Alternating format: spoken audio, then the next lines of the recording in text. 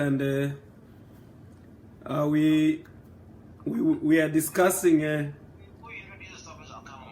We are looking at solutions of what our topic yesterday was, and we are discussing because today we had a very sad evening in New Jersey, and the funeral for the two couples that died in that tragic incident actually happened today. So yeah, so yeah, so we need to discuss solutions. You know,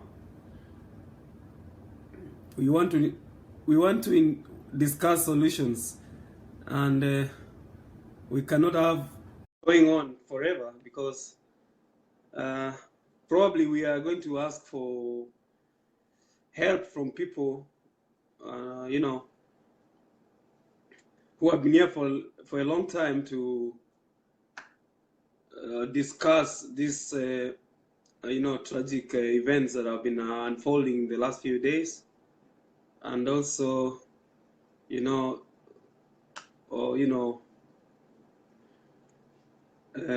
listen to people's experience, because it's really sad, and you know, a solution has to come because families are suffering. We cannot afford kids being left without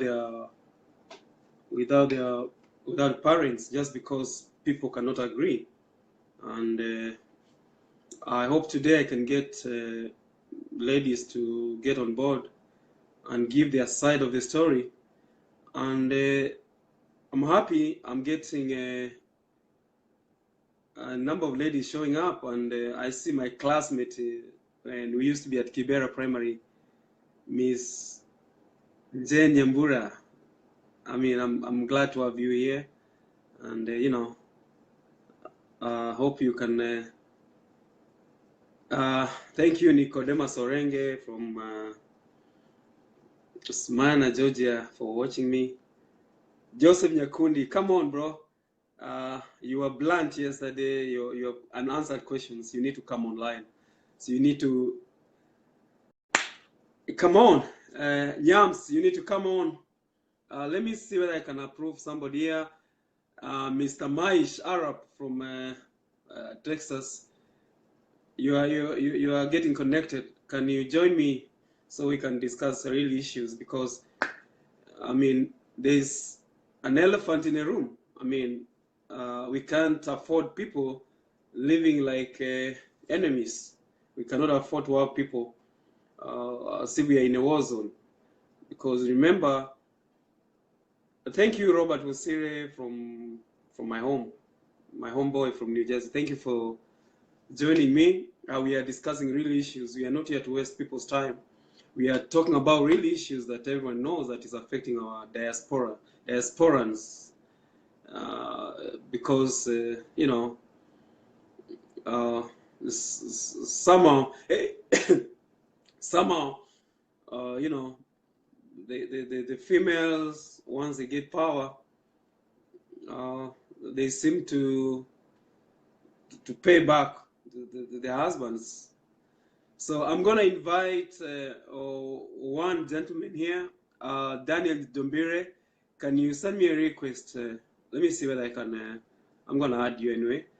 Daniel Nyezina from Texas. Can you join me? Can you send me a request? Because we want to discuss solution today. We want to make our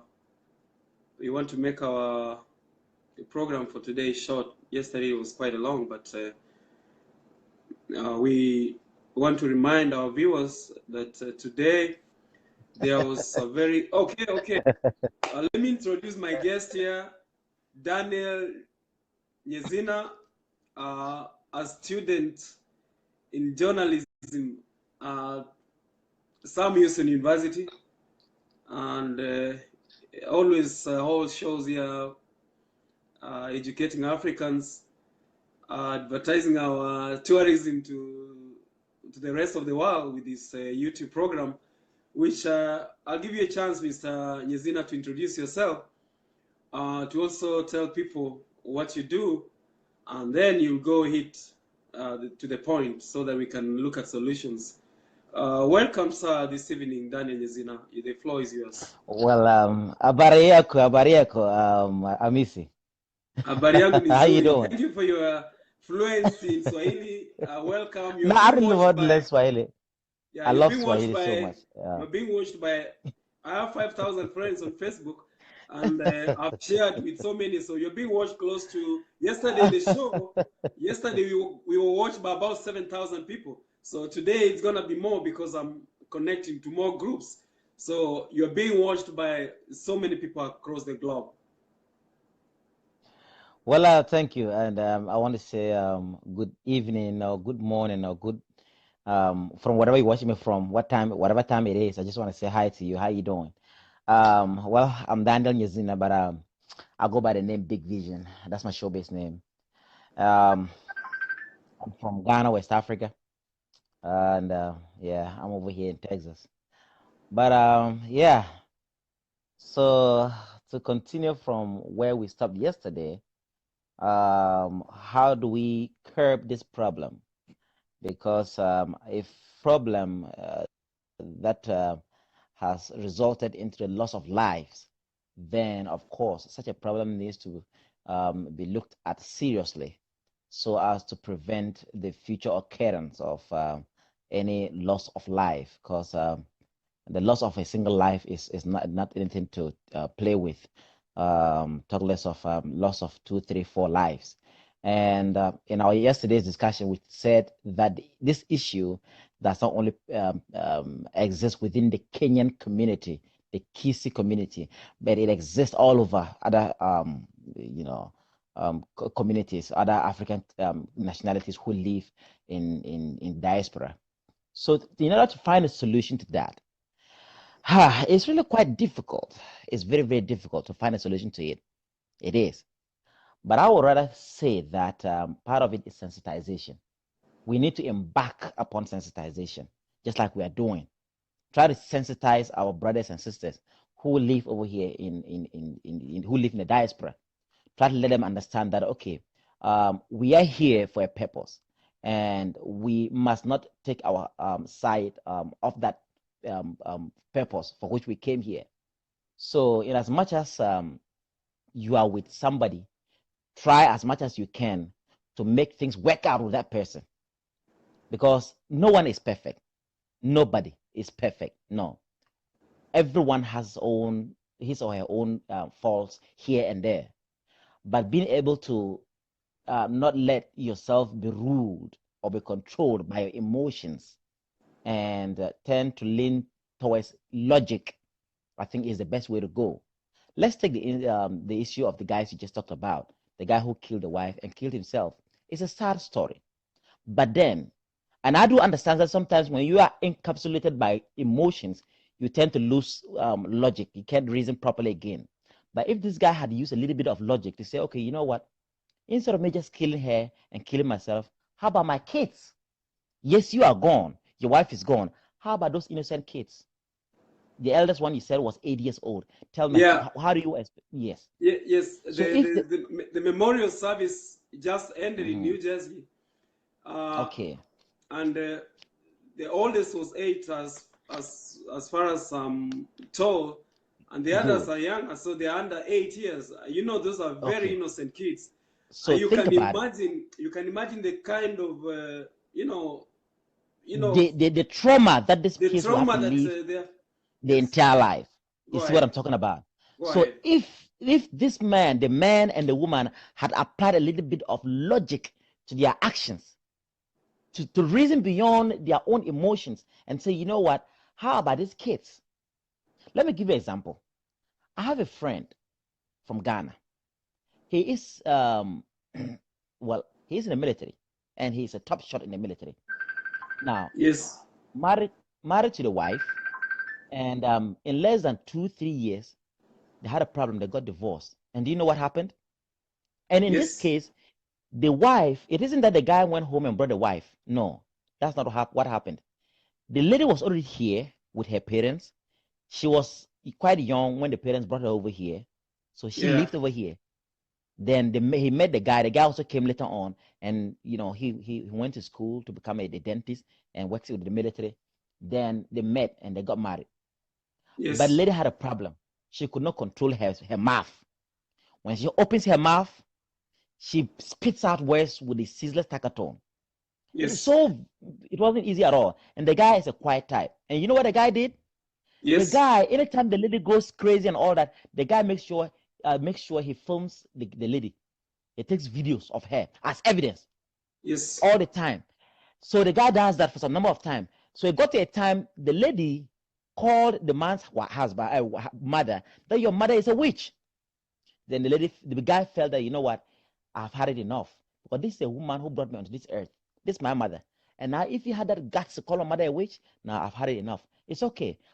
What the guy did was so awesome. The guy, after filming her all along with, he says cell phone anytime, she goes crazy and all that, filed for a divorce, went to court and presented all that in, told the judge, hey, this is what she does. They looked at it, they go like, oh, you know what, nah.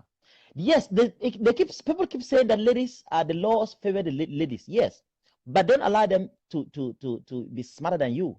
If your lady is misbehaving and you know that, okay, you know what, this lady, the way she's misbehaving, it might result into something because you can't control your emotions. You know the kind of person you are, because we know ourselves. Right now, you, Fred, you know who you are. You know what you can take and what you cannot take. I know who I am. I know what I can take and what I can't take. If you know that something will lead you into committing something, such as what just happened to this Kenyan family, then from the genesis, you should caution yourself to say, okay, yeah, regardless, even if I spend money to go to Kenya or whatever country and brought her over here, it's no problem. All that money, no problem. Let it go. But what I will not do is that I will not want to put my children in harm's way. So I would rather find a way to divorce you peacefully. Mr. So Daniel, Mr. Daniel, yes. hold 1 second. Let me respond to a few people here, recognize their presence. Then somebody asked me that there was an example you gave yesterday, but you kept disappearing, of how somebody sacrificed his education. You're going to come to that and explain, because you are disappearing. Somebody said you need to tell them, because it's a very, very sad, story on how this man. Oh yes, yes, Yeah, yes. hold This on, is what hold on. happened. Yeah, you're gonna come. Give me a second. Let me recognize the That's following fine. guys: Nicodemus Sorenge from Atlanta, Joseph Nyakuni from Houston, Nelson Mumanyi, I think he's somewhere in Texas, Nyams Maina from Indiana, Robert Busire from New Jersey, Geoffrey Lucas. This is a guy from Dallas, I know very well. And there's your homeboy here is watching you too, Albert K. Yorose. He's my neighbor down there in Huntsville. Oh, Then Yorosi? we have Jay Osoro. Tell Yorosi I say hi. Yes, yes. Yezina says hi to you, Mr. Yorose, and join I the know it's discussion. much, but Send the request, join the topic. This is a serious issue. It's not a child's play. So I'm gonna go to Albert Kanyede.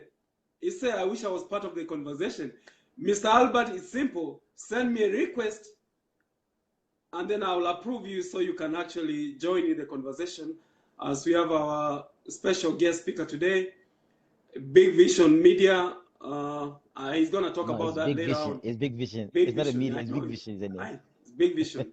Mr. Magara Obi is watching from Atlanta. Thank you very much. James Arthur 3 is watching. James Arthur 3 is somebody I went to the TDC Training Academy somewhere in Houston during that class that I trained you, remember? Miss Get out Lynette of here. You Obure did is it too. watching, and Miss Lynette Obure hit me under the bell. She said, oh, yeah, you bring your wife here and start talking. You have no experience. But I'm talking out of what I've seen. So, Miss Lynette Obure, I want you to join in so you can respond to the males club who have been talking since yesterday. I have Marian Onsomu. Thank you. Alex Oria, thank you very much for joining us. Emily Nyaenga, thank you very much. And I'm going to see Mr. Nyezina, hold your thought. Let me approve Lynette Obure. She's going to respond. I wish I had a way I could have 3 people, but let me approve Lynette. Dark for a minute and then get back and tell us your version of the story of yesterday. Dark for a minute. Let me have this lady come on. You'll be proud to have a lady talk. We will back out for a minute.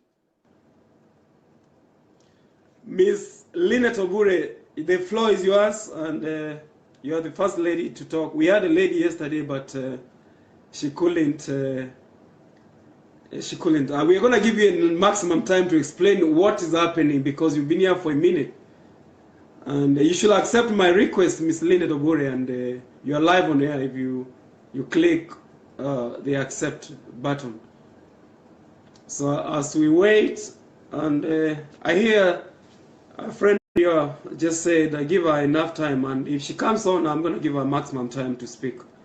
So Miss Lynette, check down there at the bottom of your screen. You should accept to join the topic, to join the forum for today. For those who are joining me, remember today we had that solemn mass in New Jersey of the couple that died out of the topic is the discussion because Lynette, I don't know why you're not coming on, but I'll try again to request you. Okay, I hope you could come, but you know, let me see who else tries to join.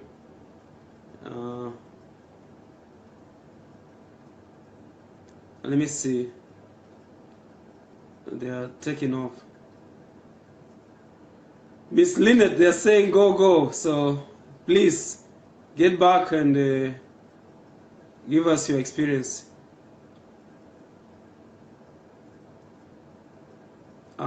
Miss Lynette, I didn't understand what you say down here, but any other lady that is trying to join the show, you're more than welcome. So hit that request and I will approve it so that you can bring out your own experience because we have to share our stories, you know. Miss Navy, come on. We need ladies to come on and speak. So as we wait for more people to join, Mr.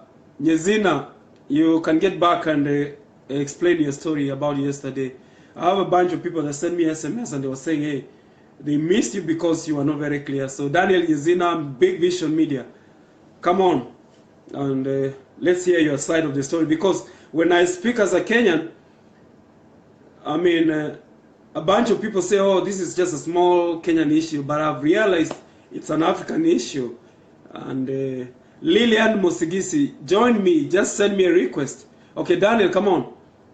Daniel, Big Vision Media, come on and tell us what people were trying to hear from me yesterday, but they couldn't hear you. Okay, go ahead, Mr. Daniel. Tell them, people are trying to tell me that, oh. Yesterday. Yeah, go ahead. Yeah, yesterday I made I give an example of a couple that I know of. The guy moved to United States from Africa, and he at least he was married with kids back home. But anyway, he was well-to-do when he was back home in Africa.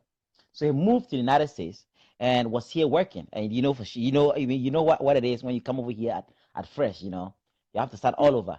Anyway, Antonio Zamarapa hey, Antonio Zamaripa say, your Big Vision.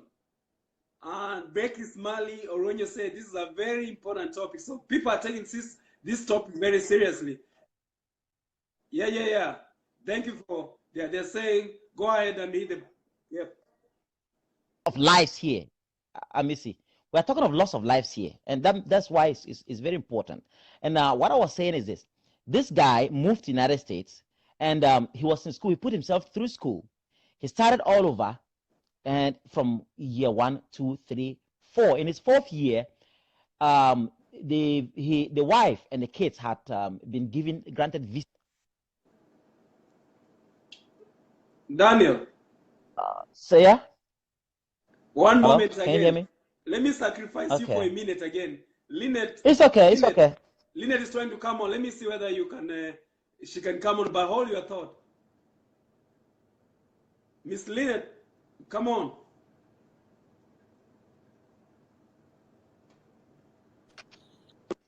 Okay, Miss Lynette Obure, can you switch it around? You are across. You are being seen. Oh yeah, there you are. Can you move it to the side? Yeah, there you are. Go ahead, ma'am. you have the floor, and they said we should give you all the time because since yesterday it's only men who have been talking. Can you share your See, experience? I Can you just saw tell your us video. I was exactly so what is mad at happening? you. I'm so mad at you because you're just generalizing. The topic is just so annoying. I'm sorry. Because you just generalize kissy women. We are not all that. It's not only kissy women who are, who are behaving the way you're talking about. Because men come here and say, oh, kissy women. No, it's not kissy women. It's individual women. And some of you talk as if men are the only ones who bring their women from Kenya. No, that's not right. You love this person, you bring them, whether a man or a woman. Some of us came here individually. My husband was here. We were dating from Kenya. And we still, it's how you communicate. It's how you treat your woman. It's how you treat your man. It's not about, oh, kissy woman. No. Stop making a bad name for us. Fred, you've not brought your wife from Kenya. And you came here, the first thing you said, women are not, I'm not going to bring my woman here. Why? Because women are not behaving right. No, you need to bring your woman here. You experience it. You stay home with them. You experience it. Don't expect your woman back in Kenya wants to come. I'm sure she wants to come in. But you don't want to bring her here because you're afraid she's not going to give you the respect that she needs. If you treat her right, she's going to respect you. If you treat her right, she's going to give you the respect that she does. Can I respond to you? Can I respond before you proceed? The floor is yours. Let me respond. First and foremost, I was talking from what I have seen firsthand. Don't talk about what you've seen firsthand. Hold on. Of what let me finish. Experience. Let me just finish. Let me finish. The floor is yours. Let me make myself clear. You have all the time. People want to listen to you. You will talk as long as you want because we want more ladies to talk. Let me put this very clear. The killings have happened have only involved kisses. That's why I put it up here. No. I just saw a Nigerian thing happening. Let me finish. Let me speak. Secondly, I have about 10 cases of people that I know personally who have problems in their marriage because when these women came over, they are now saying it's payback time. They are telling their husband, you either toe the line or I'll call the police. This is something I know. I'm not just speaking because I want to make a show. I don't bring bullshit to the show. What I'm speaking is real issues. We have a problem. We must accept. You have experience of problems that are happening. Have issues. But I did not say at one point that it's everyone. I'm saying it's a problem among us. Your topic says kissy women. And that is a wrong topic because you can't judge each and every. You don't know the problems I have in my house. You don't know the problems each and every house has. And it's never going to be a perfect home. It's never going to be a perfect home. Just because you had 5 or 3 or 10 cases doesn't make you just generalize kissy women. I've seen so many people talking about women. No, it's how you treat your woman. It's how. Okay. It's how. Okay. It's one second. Let me. Okay. 1 second. Let me tell you. When I brought this topic yesterday, I had a bunch of people also from Africa, from West Africa, especially the guest speaker tonight, Darling Yezina. He came up and corrected me. Say, hey, Fred, this is not a Kenyan issue. It's an African issue. And you need to address it, that there is a problem among African ladies. Where that are you coming getting over. Okay, as Josephine is asking, where are you getting your statistics from? Just hearing? No, don't just hear. Experience it. Bring your woman here, stay with her, and then treat her right. She'll treat you right. Even in Kenya, just because women do not have a voice in Kenya, does not, I feel so bad that, women in Kenya, you need to go to see how many women are just just women are just being crying, but they don't have a voice. The fact that you're here, you're making money and you're sending a few dollars to your family, you know, does not make, if you give, I have a friend of mine that, you know, the wife is in Kenya, and, you know, she gets money from you and all, here and there, but they're not supporting them. They're not giving them, you know, like a career or something, just because you want to rule them. You know, you want to just be the one to be, you're not empowering them. Miss Lynette, You know? Lynette, one Yes. second. Let me respond Yes, to sir. two people, then I'll get to you. Daniel Nyezina told me don't talk. Let me shut up. Nancy Goro says, Lynette, make a stand, so proud of you. Salimo say, Kwande Kigusi. No, we are not going to speak Kigusi because it's an African problem. And then I have It's Jackie. not an African problem. Fred, you said a Jackie Kisi problem. wants to, hold on. Jackie Salif want to join, but I'm going to give you more time, so you proceed. But address the problem. There's a problem. We are not saying that we don't want to empower them, but address the problem. Don't you see there's a problem? You know, you need to accept that there's a problem. Fred, there's a big problem. Even me, that's why I came on. I never come on for anything. I just watch videos. I never come on. Even in my own family, there's a problem. I know I have relatives, cousins who have the same problem of not empowering women, of, you know, just because you have a job and you've married a woman, you just mistreat that woman. You treat her like trash. You don't recognize her. You just take her for granted.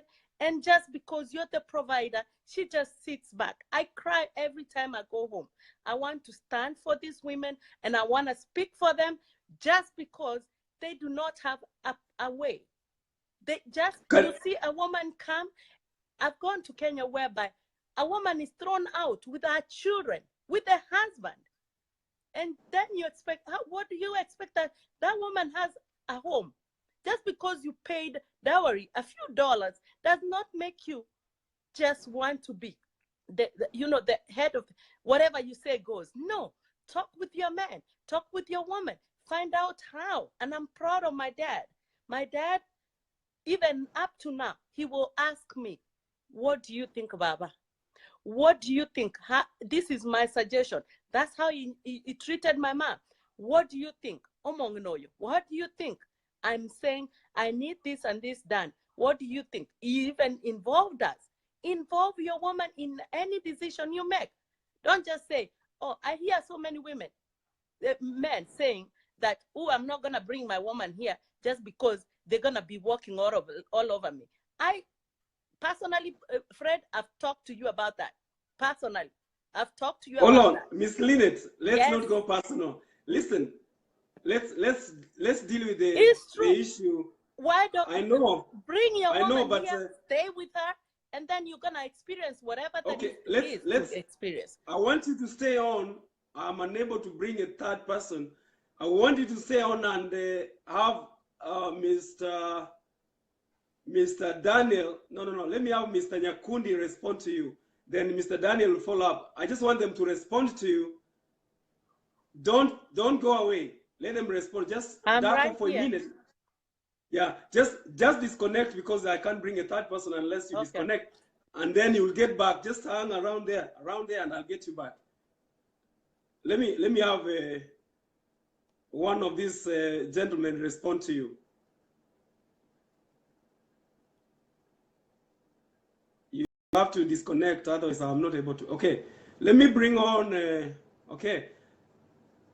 Let me bring on Jackie Salifu. Daniel, hold on for a minute. I know you want to go somewhere, but hold on for a minute. Let me have this guy also come in. Jackie Salifu. Accept my request so you can join on. Jackie Salifu.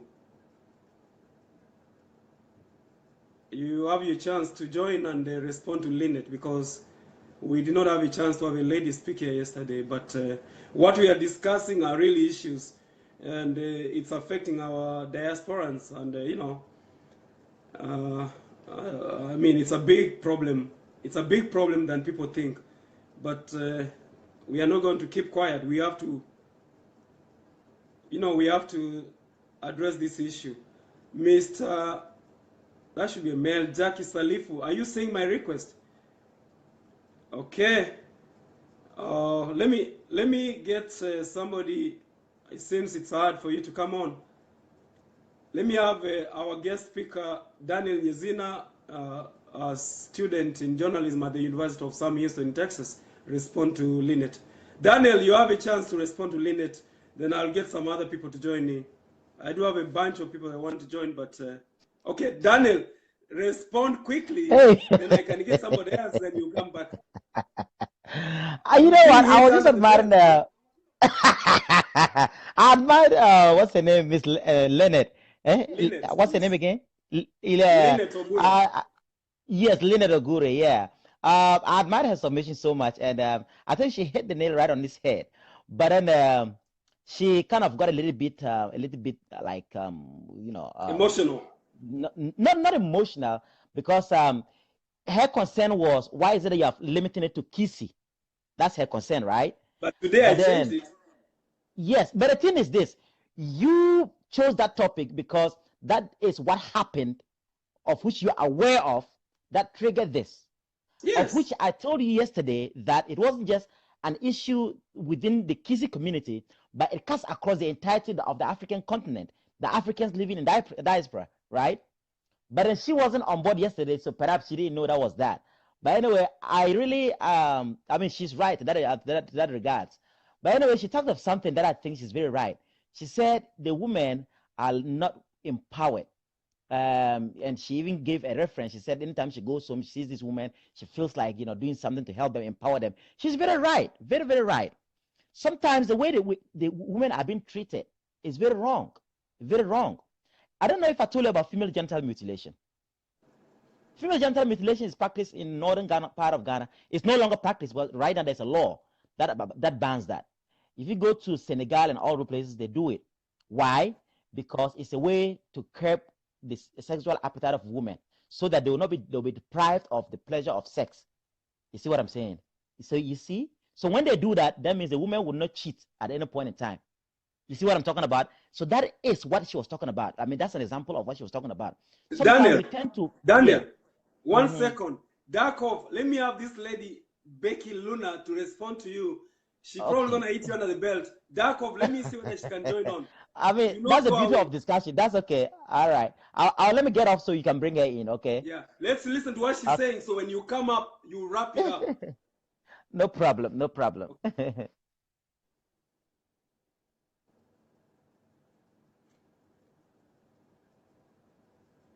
I'm gonna get this lady by the name. Oh, she went. Let me have Salimo. Let me see whether you can see my request. Just check at the bottom of your screen and approve it, and then you can join the show, and see whether you can bring your experience here to the viewers. Meanwhile, as I wait, I will acknowledge those who have joined me. James Omweri is watching. Thank you very much. We have a real issue here, and we have to address it. Vincent Tongi from Dallas, you say it's a good topic to discuss. That's very true, bro. You're gonna come on. Send me a request. I'm gonna give you time here, so send me a request. Jackie Salifu, I don't know why you're unable to connect, but we'll try and see what happens. Haron Ondigi, when you get a chance, try to come on and share your experience, because you have witnessed, I know you have witnessed firsthand this issue we are discussing today. And it's not personal, it's not an issue of personal issue, So let me see, Vincent, come on, Vincent Tongi.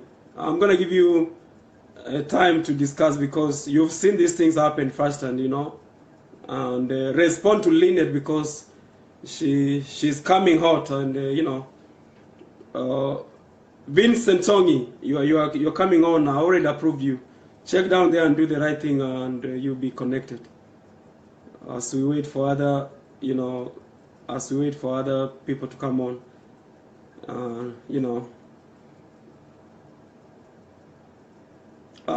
meanwhile, let me respond to Josephine Masita. You say, Fred, you will never bring your wife to the US. What kind of marriage do you have? Open marriage? I never say that. I've not said that. I mean, that's a lie, so don't take that. My wife will be here.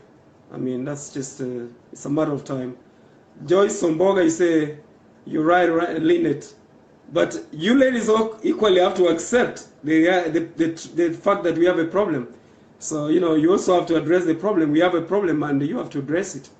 So, let me get Nasho Kerini to come on. Vincent Tong, you are unable to connect. I don't know what the problem is, but it's a problem on your side. I've done the right thing on this side.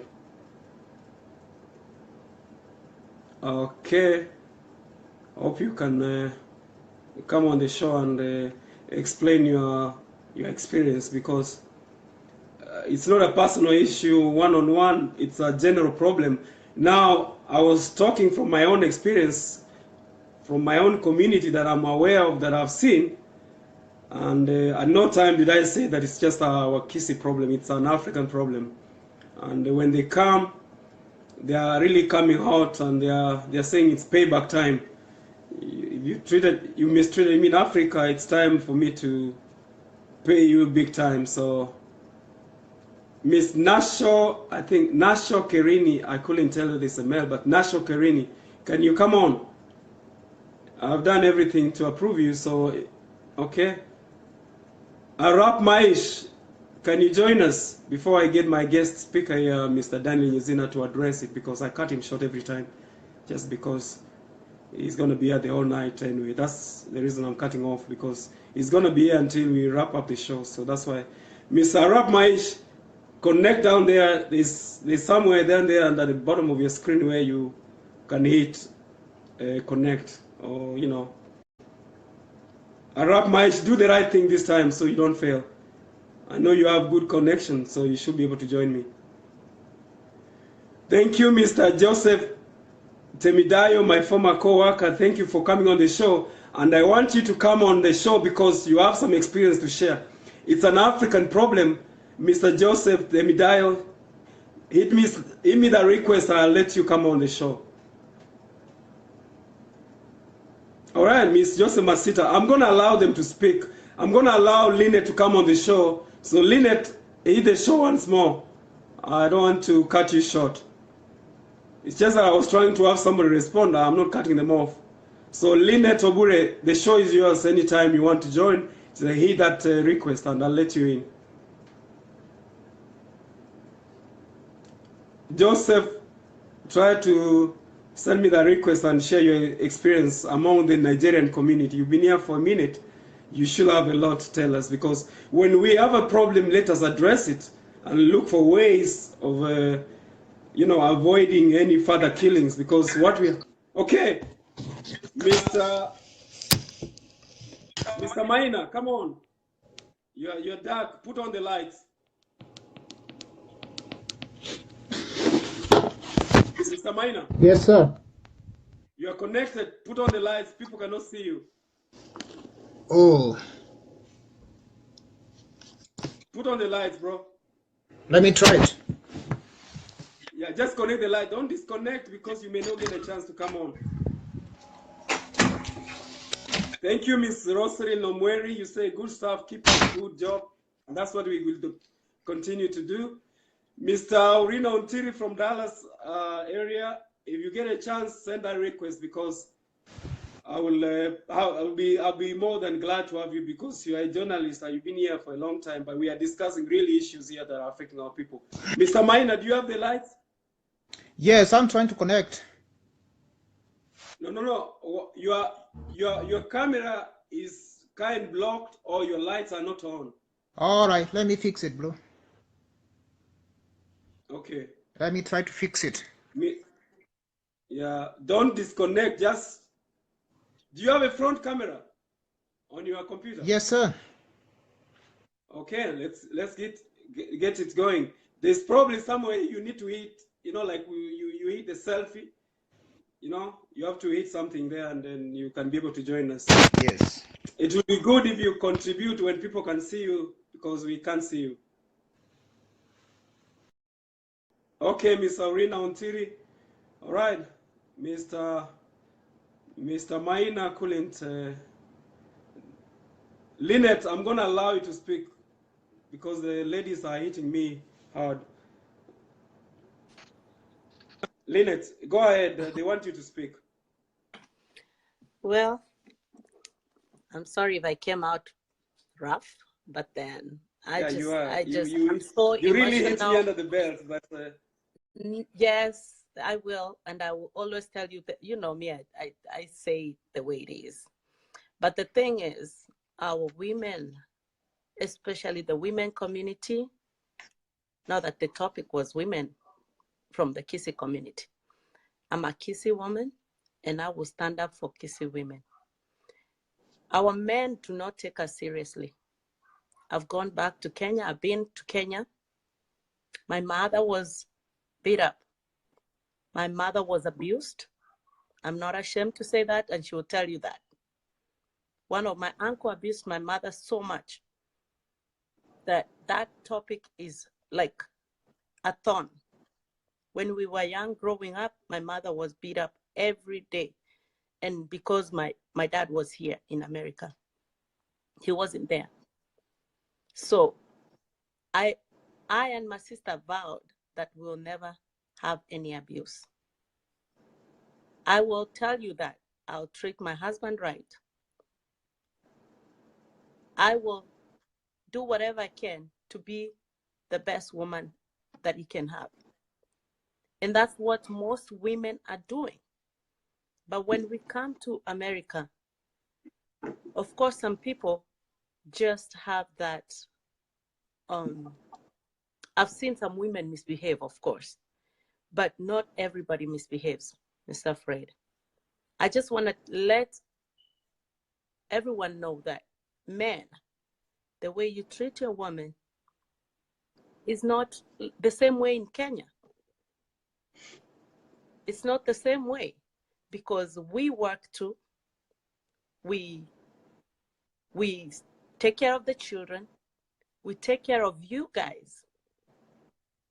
So just saying, oh, women in Kenya. No, please don't say that. Because I know I've been a woman, I've been married for about, let's say, 10 years. And I've experienced it. This person, you were not born together. You're going to have to learn this person. You're going to have to walk the walk with this person. You were not married with me. Peter was not married with me. I mean, was not born with me. We were not raised up in the same, household. So the same way, no. We have to start learning baby steps. But I'm asking you, men, our men from Kenya, if you can empower your woman, you can support your woman to go to school. If you can support your woman to do whatever she wants to do, if you can support her in business or whatever, of which some men have done, which I'm so proud of. But most of our men think that when they support their women, they are going to be looked down upon. They don't know when this lady has her own money and you have the money and then you put it together, things are going to become easier. Miss Lynette, let me cut you short for a second. Yes. You are getting out of the topic. We are not talking about men in America refusing to empower their women. If you listen to the guest speaker, Daniel Nyezina, is saying, he was about to give a very good example, and I wish you listen, where this person gave up his education for this lady to go to school. When she graduated, she couldn't respect the man anymore. The cases we are discussing here are not men refusing to educate their wives or their girlfriends. It's when they have given them a chance to get education, graduate from college, sacrifice everything to have them succeed. You know, here in America, if you don't get support, some kind of support, sometimes you may not make it if you have kids, for example. So we are talking of a scenario after they have been empowered now. they are I'm looking not, down I'm upon the not, men. That's what I want you Mr. to Fred, address. Mr. Fred, I'm not out of topic. I know what I'm reaching to. Yes, you've supported us. That's what I'm saying. Some do, some don't. Once you get supported, how are you treating me? I finished school, but how are you treating me? Why do you have to feel like, oh, now that she has finished, let me see how it goes? No.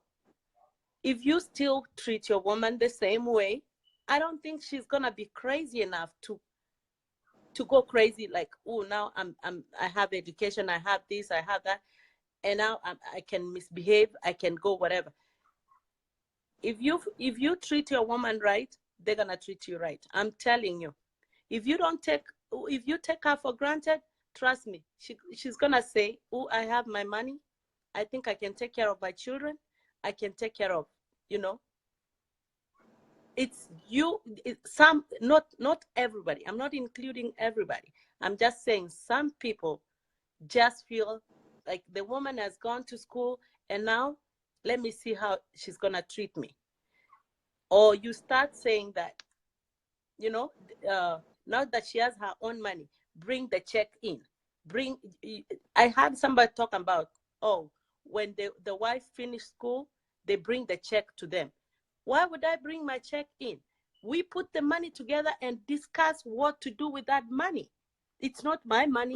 It's let me our correct money. you, Miss Lynette. Let me Yes. correct you. Yes. The man you say that is he was actually accused later in the show that he was defending women. What he was saying, his name is Yaya, I hope he could come and respond, is that him and the wife bring their checks together and decide on what to do. It wasn't that the man tells the wife, bring your check here. No, that wasn't the case. Probably you misquoted him. Maybe I ahead. did, but then the thing is, you work together, you go to work the same way I go to work is the same way the man goes to work. But you decide, you're not the one, our kissing men think that whatever they say, trust me, some think that whatever they say goes. No, you talk to your woman. It's not that we've come here, we have adopted. Of course, there's some things that we've adopted that is not right, but talk to your woman. What are we doing? Okay, we've got this money for taxes. What are we doing with this money? It's not that, oh, I've gone, I'm going to build, I'm going to buy this land in Kenya, so that's what goes. No. Talk to your woman and know what they want to do with it too. Let me read what people are saying here. Roslyn Omweri says, encourage both couples to support each other and they should work hard. For example, why can't the man go to school? And another lady says, Nancy Goro says, sounds like insecurity holds back equality. You're going to respond to that in a minute. And another man here is asking, Joseph Nyakundi saying, he's asking, treat the woman right how? So those are some of the examples. And the man that was supposed to talk, say he want to come, can you let him come? The guest speaker, Daniel Dombere. So he can give you that West African example so that you don't kill me. No, I'm not going to kill you. You see, like now, the insecurity. Nancy Goro is talking about insecurity. After the woman has gone to school, man, you feel insecure. You think this woman is going out there just, do you know some women have never been allowed to just go have a good time out there? Just because a woman dresses up nicely, you think they're going to cheat on you. Hold on. You know Miss that? Lynette. Yes. Hold on. Yesterday, if you watch the show, towards the end, Mr. Joseph Nyakundi said that good time that you go have, that good time that you go have ends up being very good time. And I want him to come and say what he saw. No, let me tell you the good time I'm talking about. Because my man leaves me to go out there and have a good time with other ladies. We talk, we have fun. By the time I come home, My stress is out. I have 4 kids, plus a husband. That's a lot of stress, plus work, full-time job. So that's a lot of work. So if I go out there with my girlfriend, I tell my husband, hey, honey, I am going out there. I'm going with so-and-so out there, you know, out there and, you know, just have a good time. We are going out to eat, or we are going out to a movie, or we are going to dance. There's nothing wrong with that. Ain't nothing wrong with that. But our men, our kissing men, have this mentality of when you're dressed up nicely, you're going to cheat. You're dressed up nicely, you're not doing the right thing. Oh, why is your hair like that? Why are you dressed up like this? No. Wait, let these women go out there and have a good time, as long as you know where they are and you have trust. You've trusted them. You've given them the power to trust. Then they are not. Can you answer this?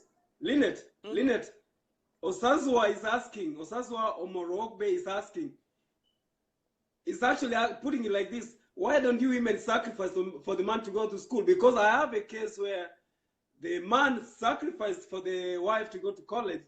After she graduated, the man said, hey, now support me so that I can go to school.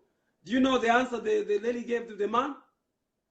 Where have you ever had men get educated by women? That's where a living example that I have.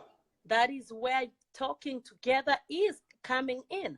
That's where you plan, and you don't have to say, oh, you go to school and then I'll go to school. No, that's where you talk. That's where, if my husband, like right now, my husband is going to school, I'm supporting it 100%. What is wrong with that? There's nothing. That's very good. That's very rare. When I was going to school, my husband was right there. He supported me. So what is wrong with that? And we're still together. We are still standing. We still have to, up to now, we have 4 children. So what is wrong with that? I've never had anything come in like, oh, you've gone to school now. No. Support your man. Support your woman. That is where support is. That mentality of Kenya, you know, of Kenya, that, oh, a man is the only one who is supposed to go to school. I've had my relatives say that women, girls are not supposed to go to school. No. Support your woman, support your man. Go to school. Both of you go to school, good money coming in. What is wrong with that? Our men need to really throw that mentality of, if I take her to school, she's going to leave me, she's going to do this. No, please. Can you allow somebody here quickly? He does shows. Mr. Orina Ontiri is a journalist in Dallas. He wants to respond to you. Can you let him respond? Because I know you watch his shows, you listen to his radio. Can you let him respond to you for a minute? Because he probably has something to say. Yeah. Okay. Mr. Orina Ontiri, can you join us while we wait for the guest speaker Daniel Nyezina to come in? Mr. Orina, accept my request and give us your experience and address the issue. Welcome, Mr. Orina Ontiri. Yes, you are live. Are you able to hear me clearly? Yes, very clearly. Thank you. Respond to Lynette? Yeah, thank you, because I'm driving. I thought maybe I won't be clear. Let me start by saying, you know, marriage things between 2 people. And if you join marriage as independent individuals and you remain to be independent, there will be a problem. You must always become one for you to tackle issues as one person. And another problem we have here is that there are so many advisors, and when you look into the life of these advisors, you will go astray. I like the way the other lady was just dropped the call, the way she was talking, but, you know, if you are going to have your good time, you became a husband and wife, one body. Who told you that your husband does not need that good time? And if you educate your woman, you educate your husband. Those are family issues. Yeah. You agree that somebody is going to school so that as a family, you can improve your life as a family. Not like that I'm educating you, you educate me. No, you are one person. Anything you do is for the sake of the family. So this issue of like I educated you, no, that's being selfish. Let men educate their women. Let women hold hands together and build their family and focus more on your family other than third parties. Now, if you are telling somebody that, you know, my husband lets me out, if she doesn't go out, that is according to their family agreement. You don't have to incite them so that maybe they behave the way you want. What I can say is that marriage issues are very difficult, and each family, each marriage is very unique. So I may not copy Brother Fred, your family, and say that the way Fred lives, I want my family to be like his. No, every family is unique, and yes, that's very true. There are people who have undergone through abuses. Maybe some of us have had so many good families. It's unfortunate there are a few men, of course, few men who misbehave, but you cannot stereotype and say, you know, kissy men. No, there are so many ladies. Okay. Let me ask you, Mr. Urina. Yes. This topic came about because of the killings that have happened among the Gusi community. Mm-hmm. You know what happened in Minneapolis? We had a memorial service in New Jersey just a few hours ago. Mm-hmm. We had an attempted murder in Atlanta about 3 years ago in 2012. Yes. We are talking about these scenarios whereby once these females get empowered, there seem to be majority problems in the house. I mean, a number of people are having problems. Let me cut you short. You know, this is our perception. If one of those family members came and told you what they were undergoing, maybe you'll sympathize with them. As we see the outside picture that somebody did and this to his wife or to her husband, you know, mostly we are not told what they undergo every day, every night. So I may not go deep into it, because if you are told, you may come to understand maybe there was this and this problem. In our language, there's something that we say that what is under the roof is hidden to only that family. So most of us, we judge and say, you know, there are so many killings. Yes, there are killings. And do you know these killings, we only know them because we come from that tribe. There are also other killings in other tribes, in other races. There are so many killings, like where I'm staying here in Arlington. So it's about those that we know. The majority that we know maybe are from our tribe, because that is where we are interested to hear. So if we are interested to hear about other races, other communities, yes, we will see, oh, Kumbe, these things are everywhere. So my point is, yes, there may be so many things that have happened here. There are so many killings, there are so many domestic violences, but it all comes to one point. A family as a unit, a husband and a wife, they must be one body. If one person wants to do something for self-interest, selfish gains, then that's where the problem comes. You start saying, you know, I educated you. Where does educated you come from if this is your wife? Then that means if you are one body, you educated yourself. You only did this to improve your family. If you educate your husband, you don't say, you know, I'm educating a husband. No, I want to improve my life so that our kids can live a happy life. So I don't know if you get my point. No, I get your point. Yeah, I get your point. What I'm going to request you, yes, hold your thought for a second since you're driving. Yeah.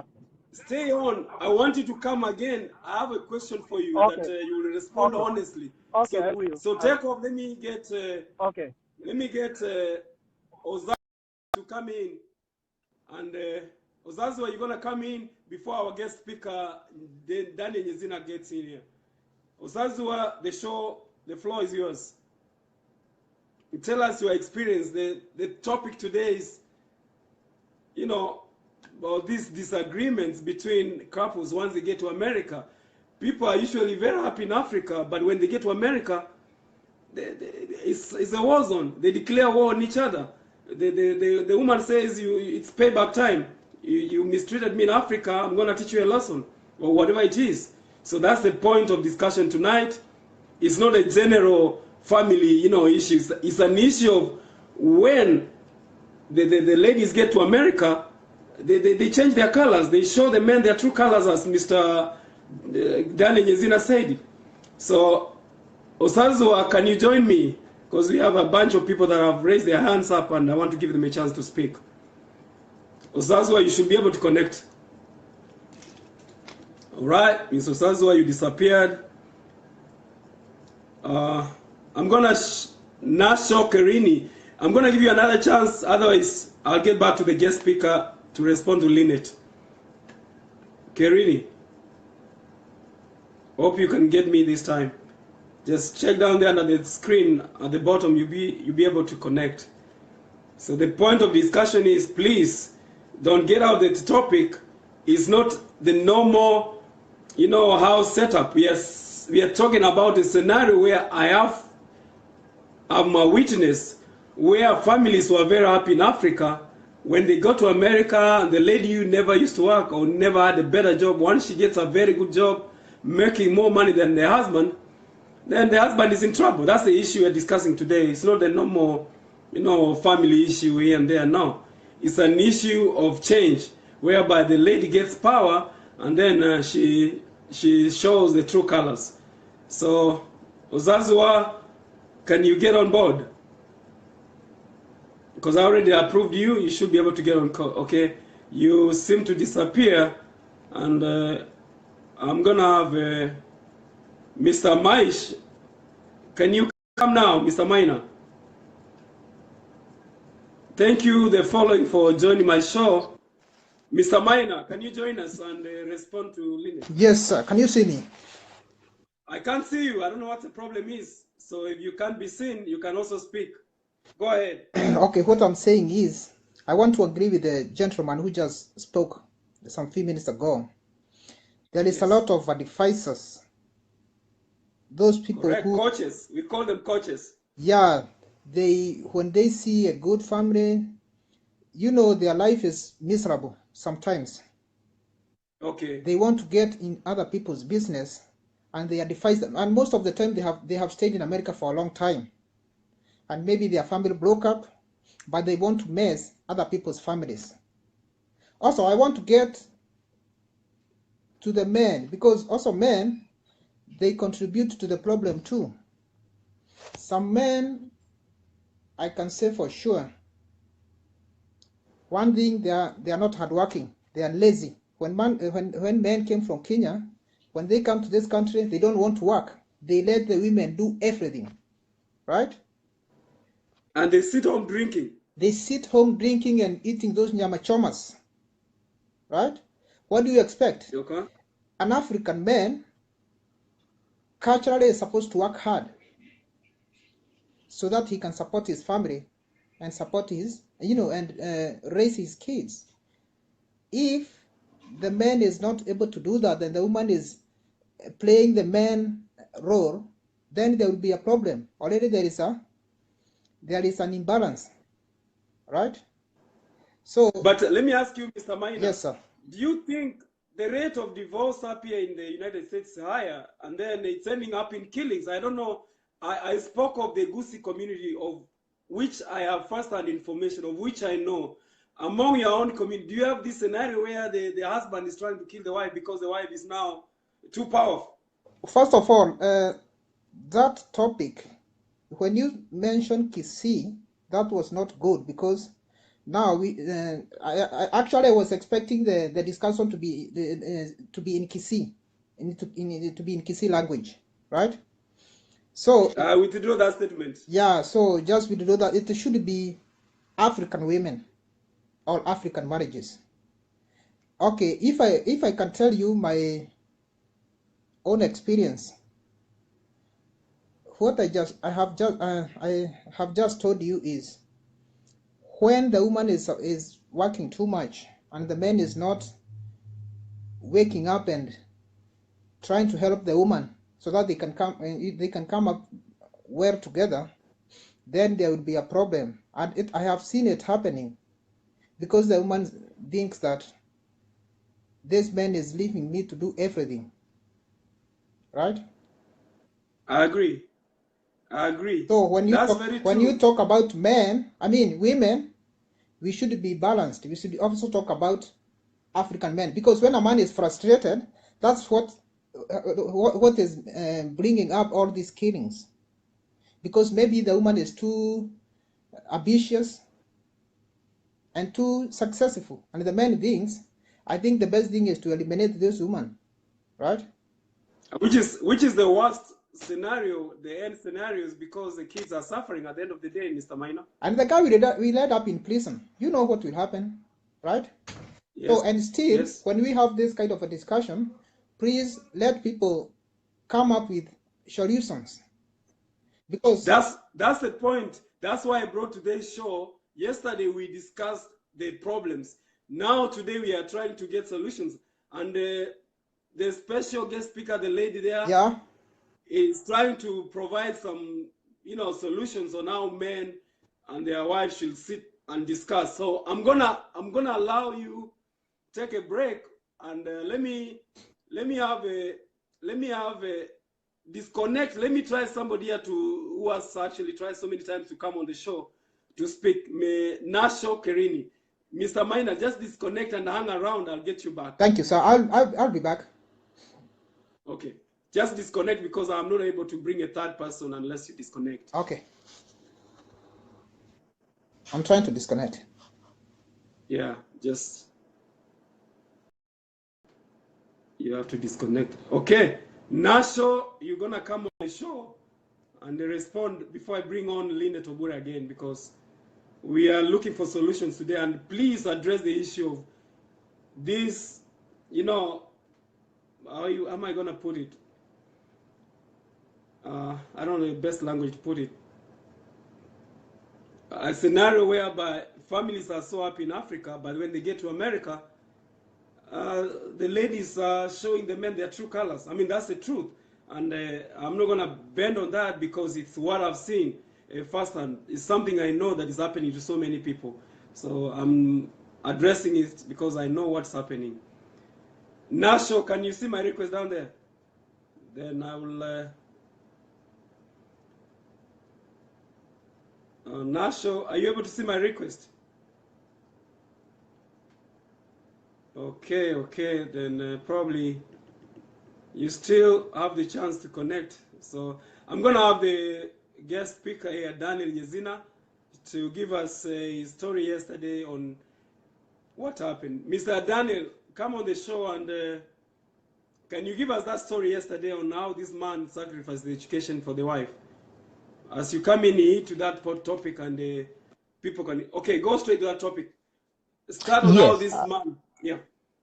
Go on. Okay, before I continue from there, let me say this real quick.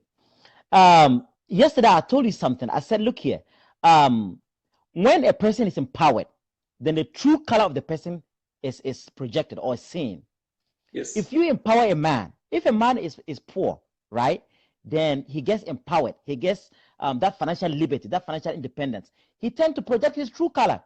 If he's a humble and respectful person, he's going to remain like that. If he's an arrogant and a disobedient person, there you would have him. Because at that point in time, he feels he's at liberty to do what he wants. Same applies to women. If a woman depends on a man for everything, she is compelled to remain calm, because she knows that it is a man that would give her what she needs. But when she gets her empowerment, financial empowerment, if she's a respectful, God-fearing woman, like that lady, what's her name? You can tell from all indications. Yeah, you can tell she's a nice person. If she's that kind of person, she will remain like that, being loyal to the husband, and be a good woman to the husband, right? If you happen to have a woman who is an arrogant, disobedient woman, immediately she gets her empowerment, her freedom, financial freedom, then you tend to see her true color. And yesterday I gave an example of what happened in Ghana, my native country, where this man, a teacher, took a loan, helped the wife established a business. Then when the business prospered, then the woman would be at a drinking spot, drinking with guys, and would not even, tend to look at the husband again. She used to prepare like meals for the husband. Now she doesn't do that anymore. She tends to disrespect the husband and all that. And this is in Ghana, in Africa. Same way over here, right? But then think about it this way: marriage is meant for empowerment. You empower each other. If I marry a woman, my role as a man is to help empower my woman. The role of a woman is also to help empower me. We empower each other. You see what I'm talking about? Yes. Whatever pertains to the marriage depends on the two of us. You see what I'm saying? But then, if one person feels that, oh, for me, in this marriage, in as much as right now I can be at, I'm independent and I can do whatever I want. You don't matter anymore.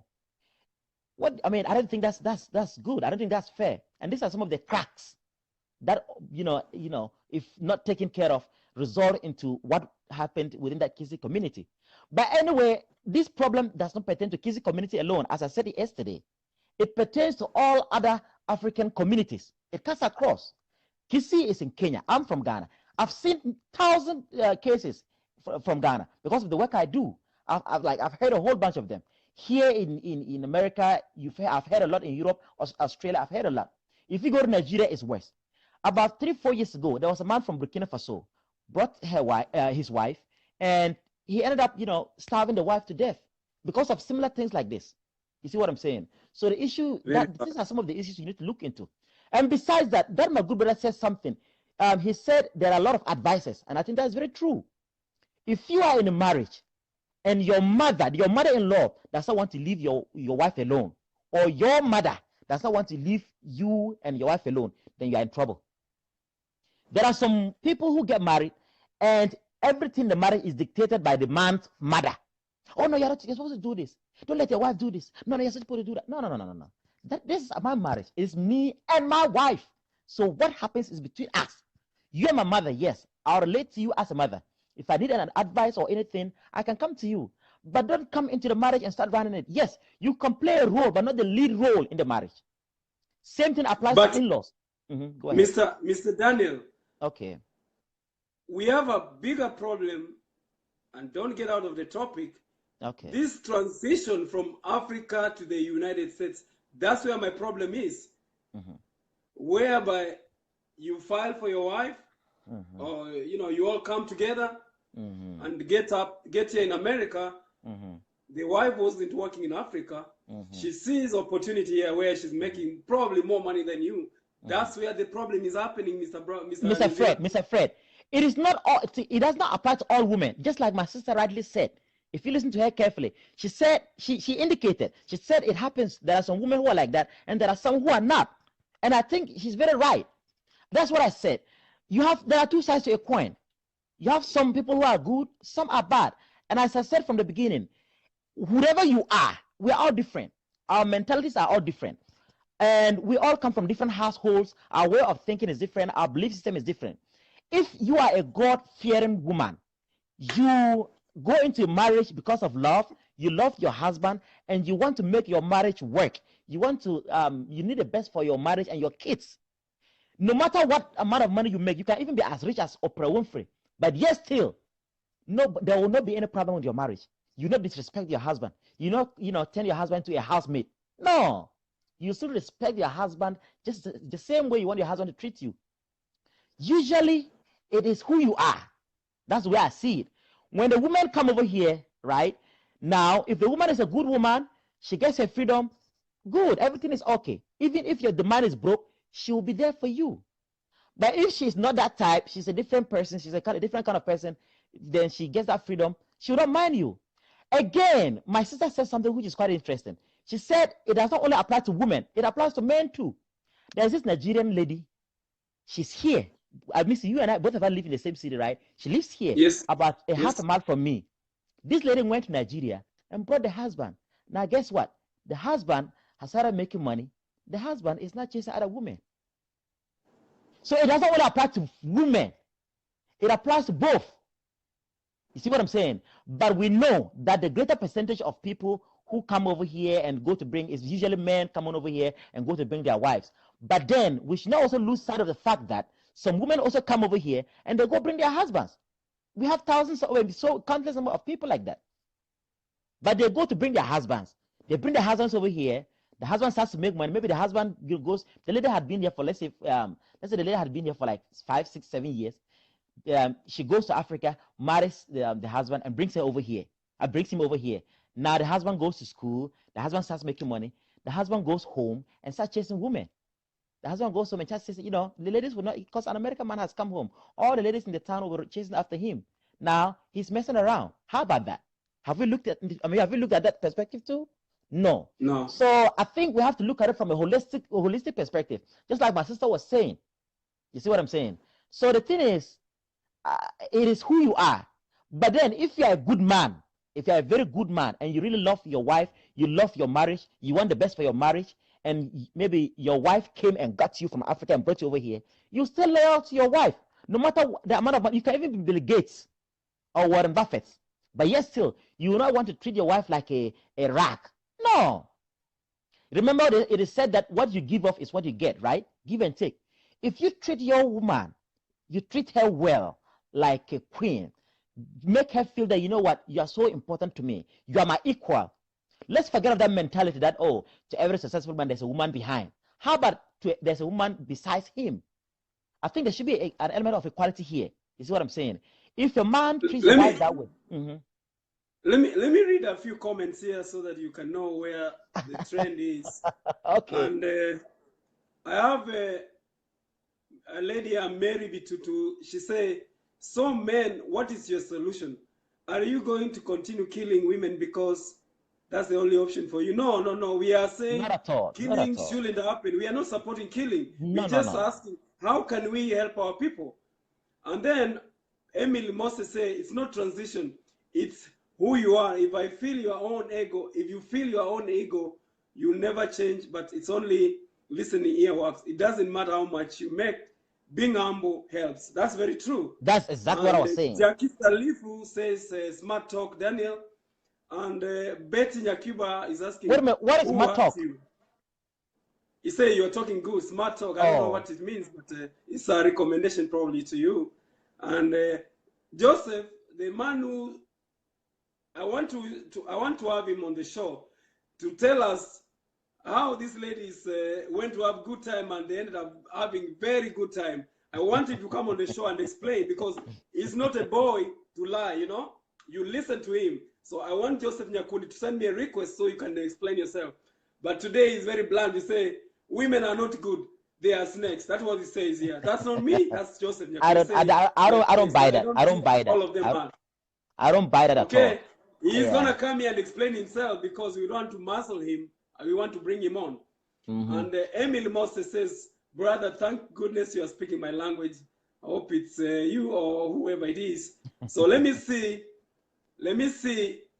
I'm gonna try give a chance to somebody. Hold on and listen to what they are saying, Mr. Daniel. Okay, no problem. You come back, because I'll step out. Yeah, no problem. I'll step out. So when you're ready for me, let me know. Yeah, I'll let you know. Okay, all right. Let me step out for a second. Okay. It's Bossy Hammond. You're gonna come on the show. Bossy Hammond. Bossy Hammond, you're connecting. And somebody say I'd like to come. I don't know. Let me see.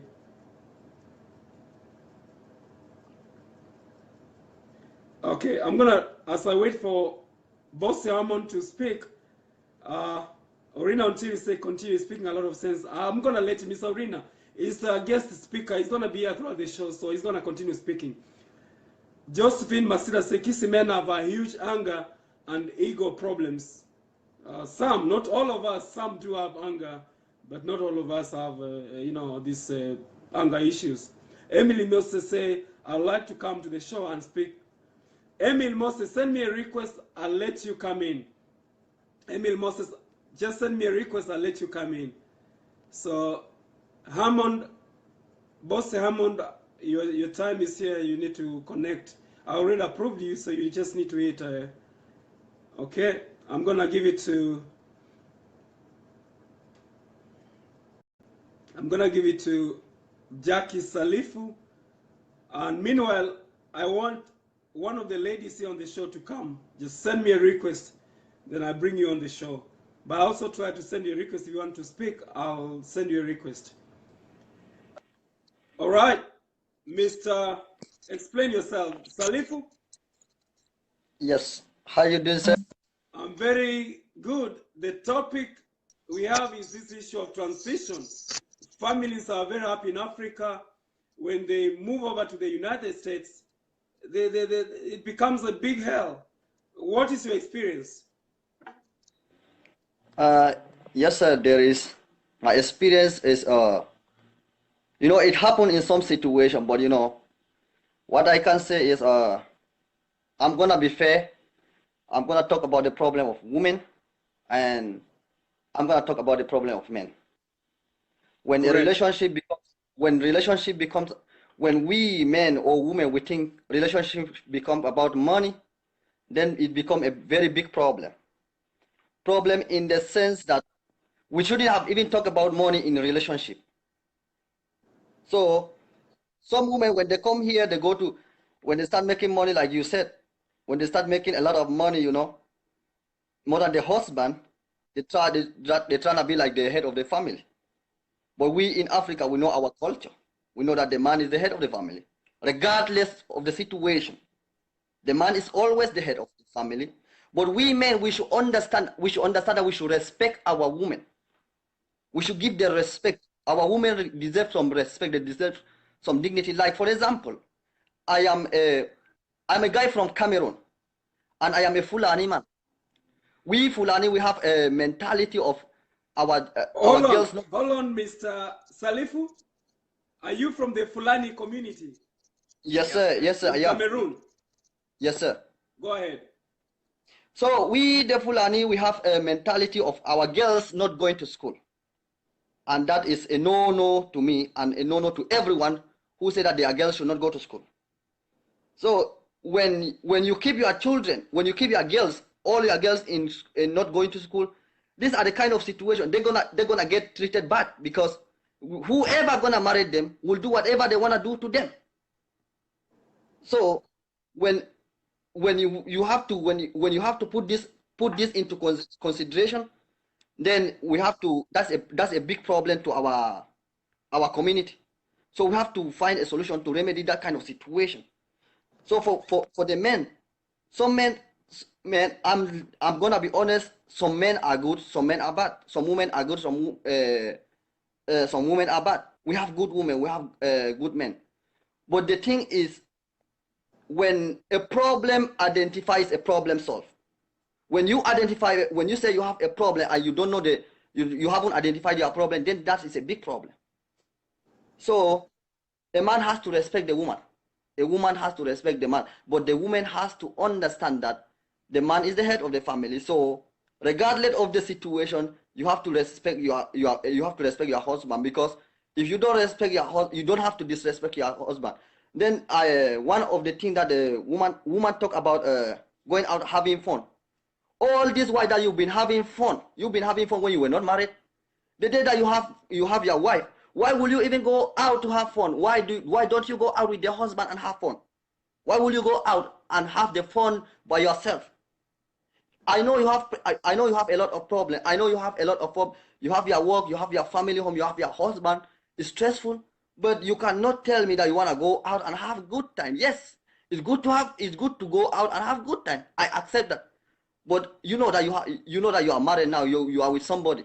Why will you even go outside by yourself?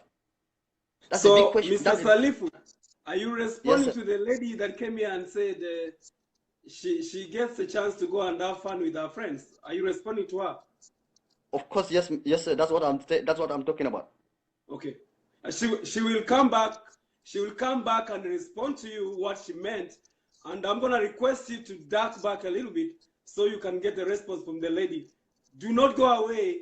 Stay and send me a request. I'll get you on so that we can give a chance to, for her to respond to you. All right.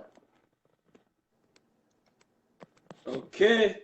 I'm gonna have you gotta disconnect, otherwise I cannot introduce a new person unless you disconnect. So you have to disconnect. Okay, thank you for disconnecting.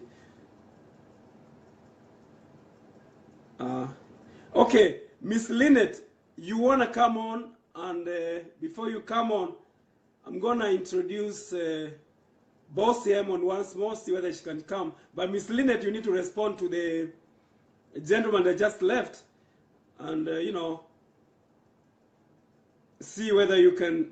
Nancy Goro, do you want to speak? Because I see you really hitting these guys here, so you can you know, explain yourself. Boss Hammond, I've given you that opportunity to show up, so accept my request. You can actually come on the show. Okay, if you don't, then I'm gonna allow Lynette to hit back and you know, respond to the men that just spoke. So, Boss Hammond, you're a guest speaker today as well. So, hit the request and accept, because I already approved you from this side. Okay, Boss Hammond. Yes, hi. Yeah, we can't see your face. Can you move a little bit to the screen so we can see you? Well, You've been following the show. The point of discussion is that transition. Families were very happy in Africa. When they go to America, the lady is making more money probably than the man. That's where the genesis of the problem starts from. Can you respond before your fellow lady, Lynette Ogure, comes on the show? Go ahead, it's your time.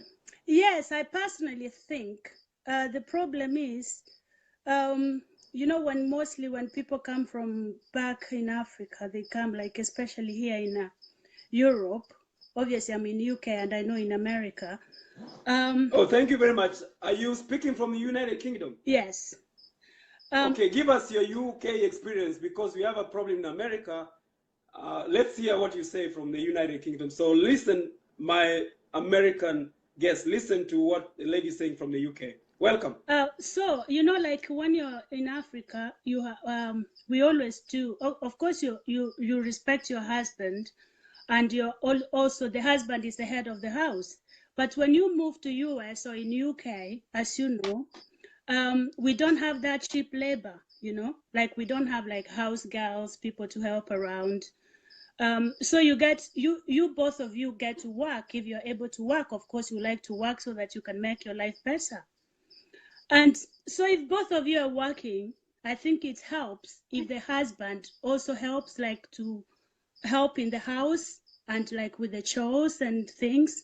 So even if the wife works and earns more money, you still have to respect your husband like he's the husband, but not helping each other to do housework or things around the house doesn't make you any, you know, doesn't make you any smaller from being from your wife, or make you feel like you're now lower over your wife. And also the ladies, you have to like respect your husband no matter what, whether even if you're earning more money or he's earning more, or you're earning more money than your husband, still maintain your dignity and say, you know, we are a family. I'm earning more money, he's earning less. I don't mean that I have to disrespect him now.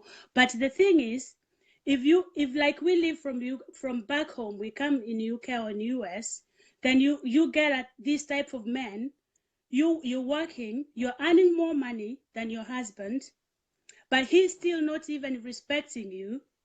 He's still treating you like, oh, he'll come home, he doesn't do anything, he will probably sit around drinking, or he goes out and has his own fun, and you're here left with, you know, looking after the children if you have children, doing the housework because you don't have any help. Then the husband just comes, you know, like anytime, acting like, you know, I'm the head of the house no matter what. Of course, then the woman is going to react into this and say, you know. Let me ask you a question. Before I ask you, let me read a comment here. Yeah. Mr. Daniel Yezina say great point. So he say your point is good. Lenis Oenga from Iowa, I think. Listen to what she's saying. Being married does not mean I can't go out and be with other women and have, you know, a women's time. Going out with other men when I'm married is bad. But we women like having our own women time, which is acceptable. We don't do bad things as long as I'm home early, knowing I have a family to take care of. I have a question for you. Yeah. You you've listened to the news, you've read news of the killings that have happened in New Jersey just a few weeks ago. Yeah. There's one that happened in Minneapolis about 3 years ago. Mm-hmm. There was an attempted murder in Atlanta, Georgia, involving our own people. Mm-hmm. What is your own experience in the United Kingdom? You know, to be honest, I think women can be as bad as men as well, because I think men are dying emotionally, because you know what, back home we know there are no rules. So when women here, they fight because you know you have rules and you can do anything you want. If your husband starts to mistreat you, you know all you have to do is just kick him out, and then you know you are left. So I think instead of women being tolerant and trying to respect their husband, and you know, like if he's done something, just try to talk to them.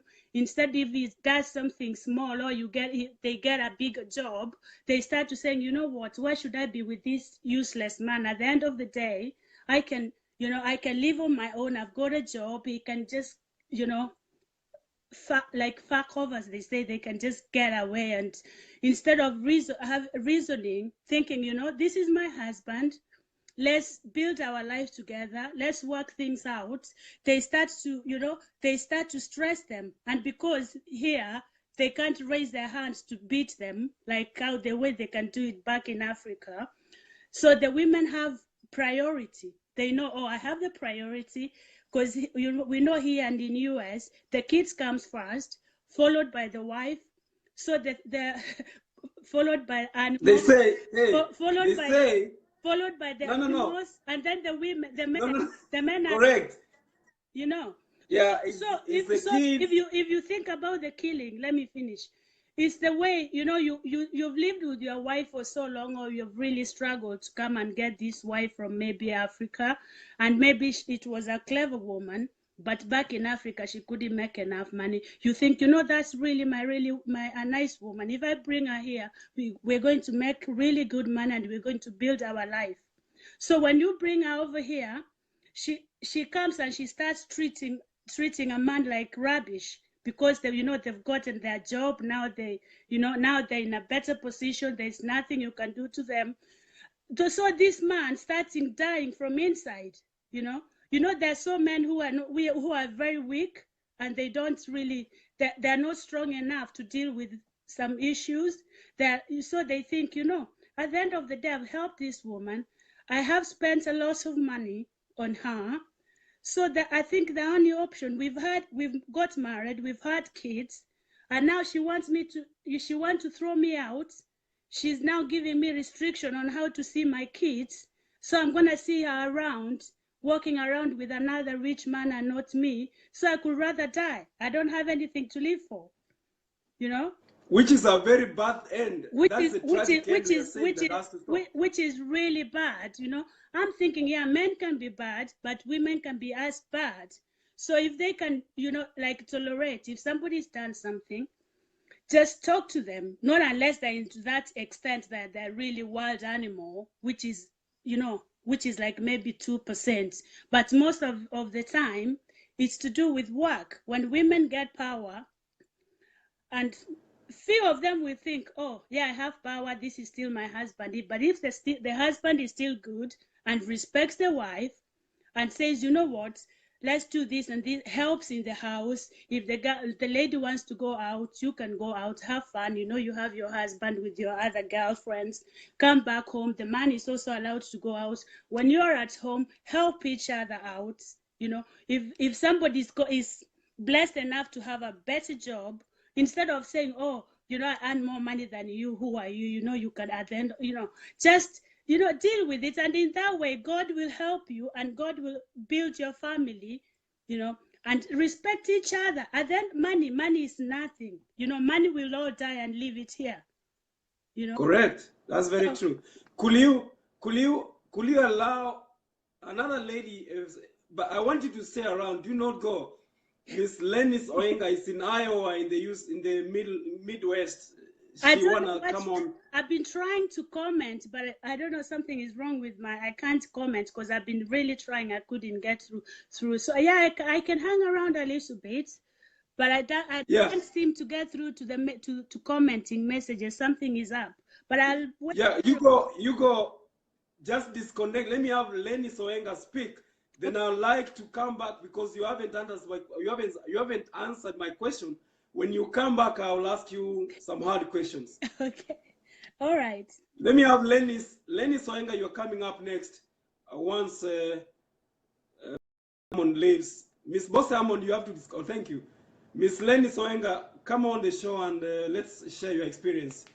And please, let's share it positively and let's address the issue because we do have a problem. How do we get out of this mess? Because there are so many ladies coming from Africa. Let them not come here and get themselves in the same problems that we are addressing here. Miss Lenny Soenga, the floor is yours before we get to the guest speaker, Daniel Nyezina, to address one or two issues here. Because as a journalist, we do borrow a lot from him because he goes to so many functions and he has a lot that he can share with us. So, Miss Lenny Soenga, go ahead, ma'am. Thank you for the what I would like to say is that respect should be from both sides. Like, a woman needs to respect her husband and the husband respects the woman. I think where the problem is, our men back home, they used to, I remember like men used to be, if the man speaks, he has spoken, you know? And our men have that ego because that is what they know. They grew up in families where the men were like everything. If your dad comes home and the things are not straight, then you guys are gonna be hiding under the table, you know? That's what our men know, and they want to do that. But when we come to this country, we find that there are laws that are protecting women. And when women know that there are these laws that are protecting them, they're not going to give men a chance to exercise their power. And the men feel threatened, you know? We misuse these laws, and now I can be doing things the way I want, knowing that my husband will not have a voice to ask because I'm protected. And then this is where the problem comes in. Number two, yes. Number two, we are both working. Most of the time in Africa, women were staying at home and taking care of the children, but now we both are going to work. So if I went to work in the morning, maybe I'm pulling a double today, I'm working 16 hours. When I come home, I have kids. I will expect my husband will have maybe cleaned up the house and made food and cooked and made sure the children's homeworks are done. I don't want to come home after working 16 hours and find my husband on the couch with a remote, not doing anything, you know? Because I've been working, I will expect him to help me with the chores too. Or then we will agree, if he doesn't want to do that, I will stay home and take care of the kids and everything in the house, and then he will go to work the way it used to be in Africa. But if I'm going to work, at least he may not do everything the way I could have done it, but I will expect my husband to help me out. And the issue of people going out, if my husband wants to go out and have fun with other men, maybe go fishing. I don't like fishing. I don't play soccer. If he wants to go out with other men and play soccer, I'm okay with that. They can go out and play as long as he's home early and he knows that he has a wife, he have kids at home that are waiting for him, as long as he's not going to look at other women. As well, I feel that I'm not tied to have time with other women. I remember right now I'm in Iowa, I'm in school, and we are not a big population here of Kenyans or Africans. Actually, it's so stressful. Sometimes as women, we would like to go out. You know, we stay at home and take care of the children. Like me, I have 3 kids.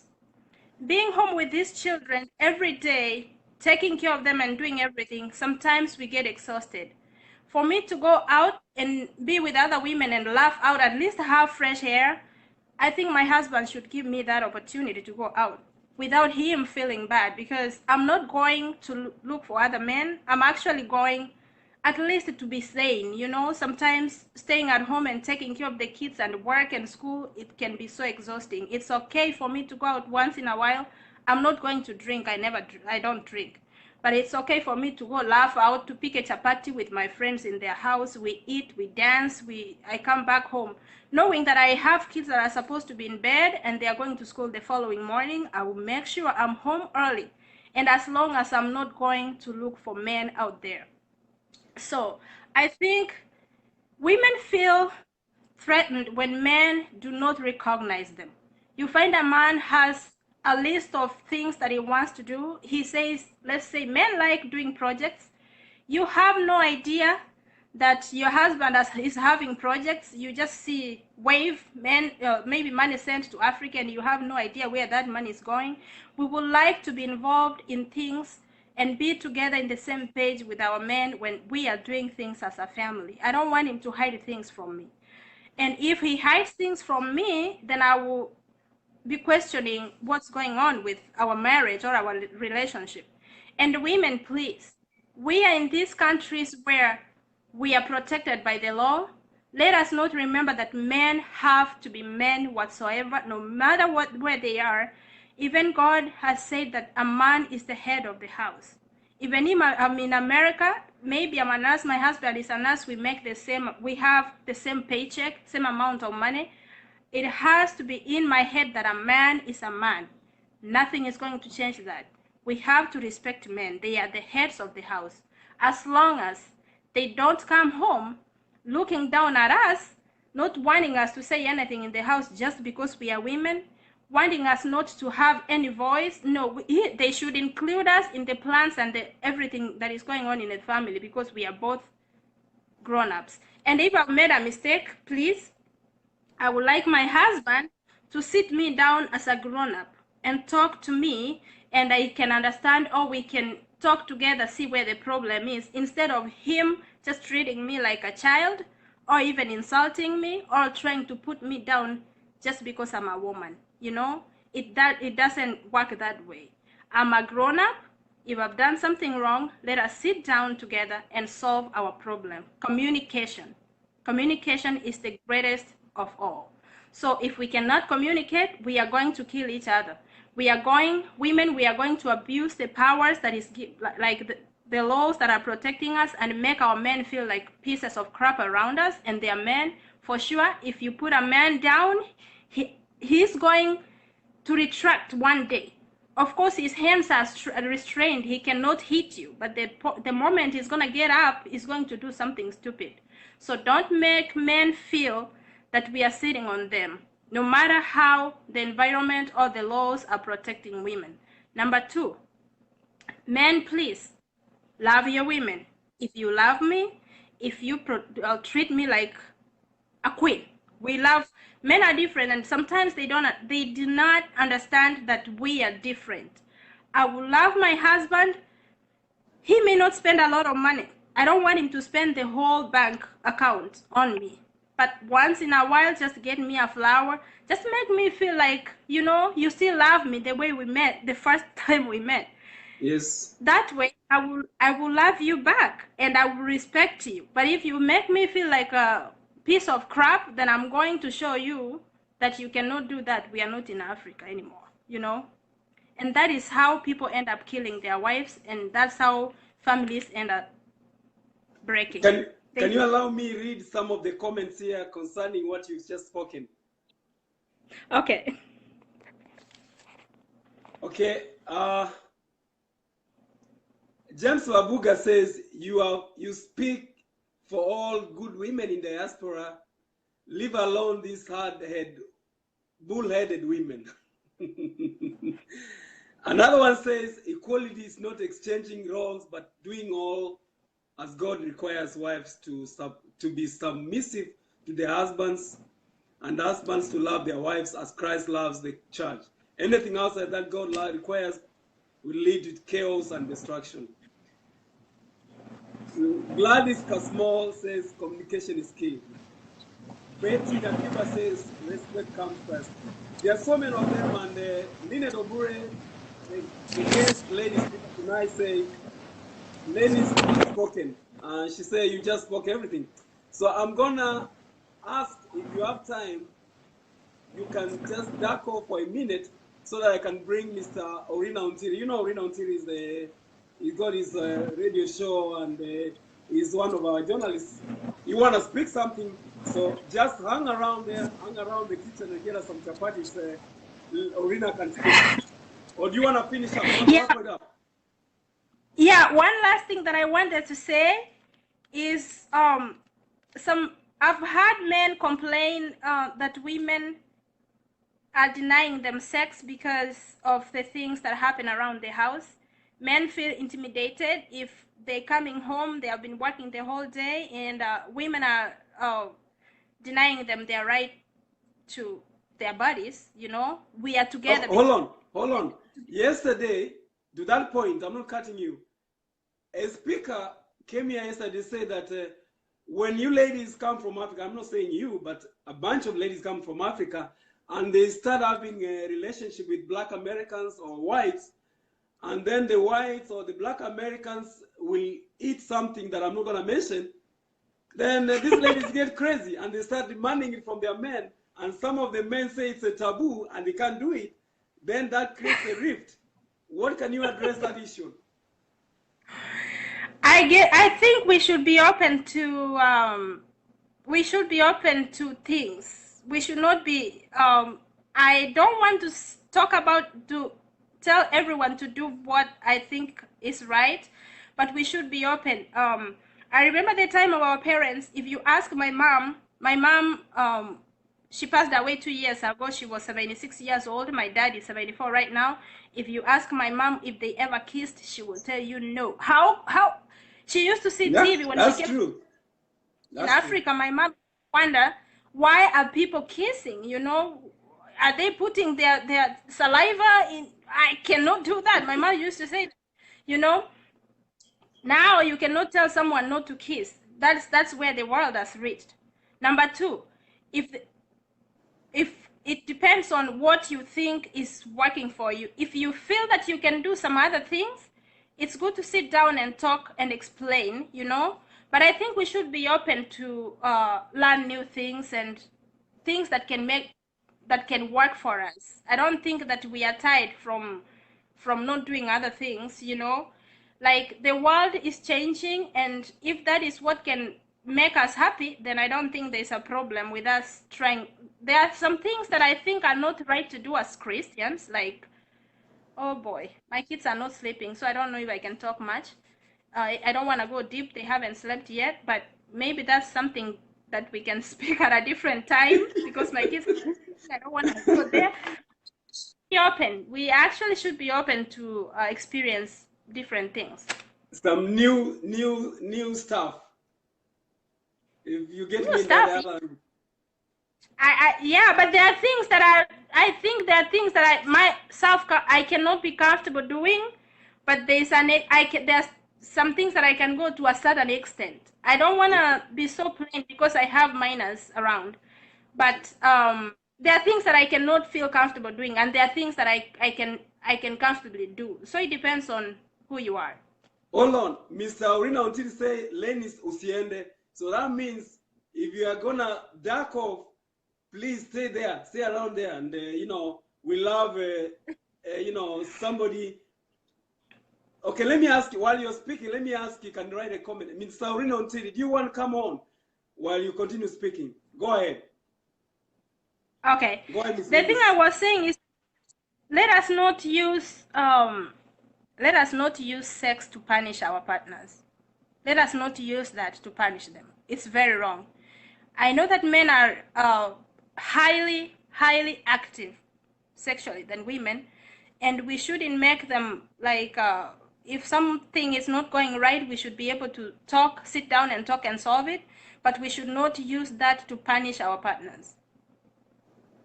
Correct. So now, Mr. Orina Untiri want to come on and respond to you, but hang around, do not disappear, because people are saying you should stay on. So public demand, I respect that. So hold on, just disconnect for a moment, then I can bring on Orina Untiri. Okay, let me see how to do that. Yeah, you just disconnect, because I can't get 3 people at the same time. Oh boy, do I know how to disconnect? I knew how to come in. I'm trying to see how to disconnect here. The way you came in, that's how you get out. Mr. Orina, you're gonna come on, and then I'm gonna try Osazua Omorogbe to come in. Mr. Orina, you come in while I try the other gentleman to show up, but his connection wasn't good. Go ahead and respond to Ms. Lenny Soenga. Thank you. Are you able to hear me properly? I can hear you. Remember, Yes. Ms. Lennis has been very categorical. She has been honest, and she has actually said it's true that when these women come to the US and that transition happens, they will show you their true colors to some extent. Not all of them, but some. Okay. I don't want to repeat what the people have said, but Lenny's, I just wanted to say first, her mom was my great fan on my show. Political family, we are still together. And thank you for the advice. Specifically, I wanted to say that this lady has spoken. And this is what we call the real talk. Because at times, we tend to take sides. I don't know what we fear, but truth be told, let people be. Let me speak 4 points very briefly, and then let you continue. Number one, let nobody lie that men are so they have so much anger. Or all people have feelings. You can't tell us that you have more feelings than anybody else. No, we are born with feelings. So all people have feelings, but the extent of controlling those feelings is what differs, and we need to be all to seek. Maybe if you have a problem, seek advice, but don't seek advice from wrong people. You know, as ladies, I want to say, even men, you have family problems. You have to know your partner. You're being together. It's not now that you are trying to know him in a different way. Yes, but you know how to approach issues. You know the right time when to ask certain things. Yes, a problem has happened, but know your partner and know his limit. Know the exact time, the mood he has, that you know there are certain times that you can approach your partner and solve issues. If you can solve your issues, the two of you, that is the best thing. Don't even come to me, the third party. Try to solve your issues, two of you. But if at all it cannot happen, then get help from a reliable and godly person. Number two, I thought Lenny school say that men love your wives. She said respect. But you know, the hardest thing maybe for men to do is to love their wives. And the hardest thing for women to do is to respect their husbands. Maybe that's why the Bible is very clear. I don't want to preach, but it's very clear that whenever you love your wife, you will not kill her. You will not do anything bad against the one you love. So love your wives, and women respect your husbands. So number two is about culture. You know, my brother Fred, it's not everything in culture that is bad. And if I marry a woman from my culture, there are so many things that will not shock me. And there are so many good things in our culture that I will admire, other than going to adjust to another person. So culture is very important. Number three, very briefly, plan as a family. When you have plans as a man, and maybe as a lady, nobody says that going out by yourself is a bad thing. No. But if you plan, you agree with your wife, you agree with your husband that I'm going outside, and this is what you plan as a family, you agree, it's a good thing.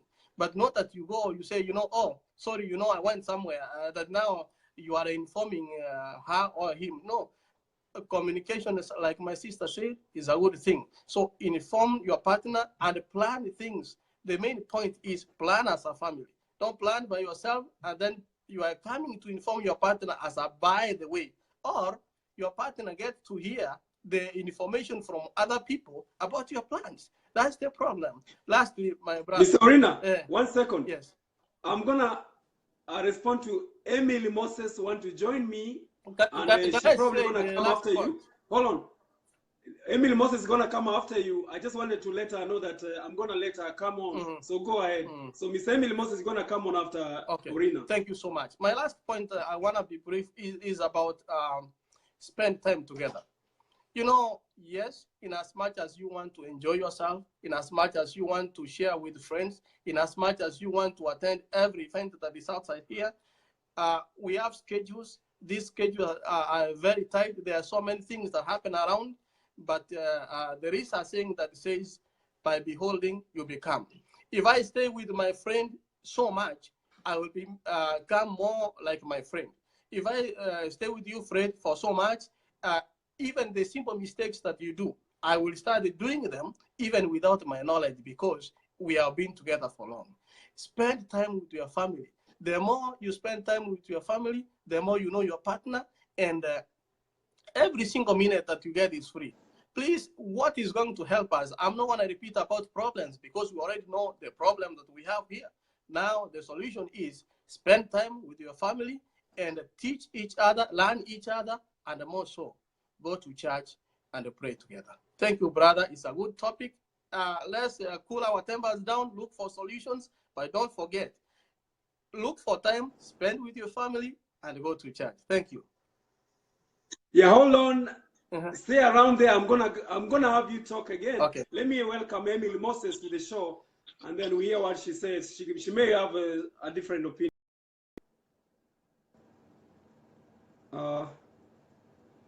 Emily Moses, you're coming next. I've approved you, so you should be able to see that request down there, so you can respond to the guest speakers here tonight. Miss Emily Moses, you're coming up next. And meanwhile, as we wait for her to come, I'm going to read a few comments. Sylvia Masesi said that Lenny spoke like 100 women. Big up, girl. I feel so. She was very honest. She was very balanced, and you know, I'm really like, she was just on point, you know, and that's what we want. We're looking for solutions on this issue of transition from Africa to the United States, where the law. Oh, Miss Emily Moses, you are on the show, and you're being. Can you turn it around now? There you are. Okay. You're being watched by so many people. Can you get on board? Yes. Hi. As I said, my name is Emily Moses, and I come from Kenya. I live here in Minnesota and in Minneapolis. About relationships, there is this thing, a big thing that we're missing.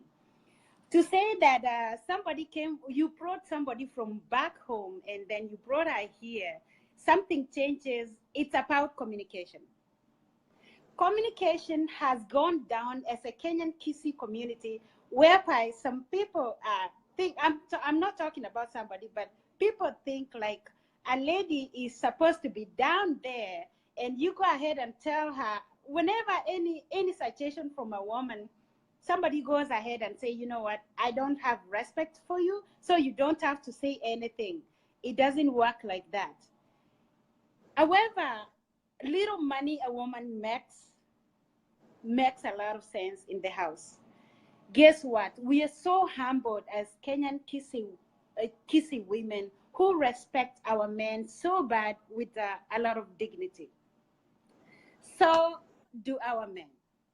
When it comes to a relationship, when it doesn't work very well, there is some ego.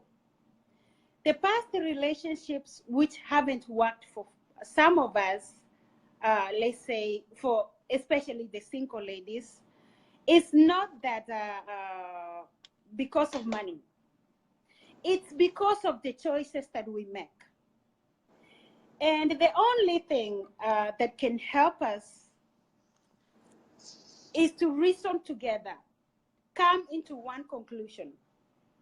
If there is no conclusion between the two couples, there is no way. One person feels like he's much bigger than a woman, and one feels like she is less of a human because of the way you make her feel.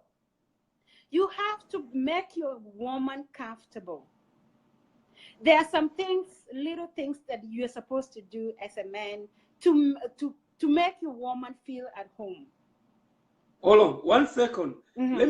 Let me ask you a straight question. Yes, Do you go ahead. think that this transition from Africa to the UK, to the US, to the Western world, where women apparently have more rights, as somebody put it, from the UK, it's kids, women, dogs, and men. Okay, That's the order. the Do you think powers. that transition is bringing problems? Okay, talking about the transition, it feels like the American culture has given too much power to our women, and women has used that little power that they get from, from the authority to punish men, and it shouldn't be like that. I feel so bad as a Kenyan woman, whereby I'm supposed to be very humble to my husband. But because of the way he treats me or the way he talks to me, I feel like, well, I should say something back. It doesn't happen to me though. We're supposed to adore, okay, we're supposed to go back to our culture and respect our men. In regard of how much money you make, how much you have graduated, what kind of job you do, it doesn't matter. It depends on, are you committed? Are you willing? What are you willing to do? Are you willing to stick on this relationship?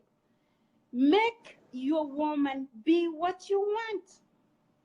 Don't come and start criticizing your woman how she looks.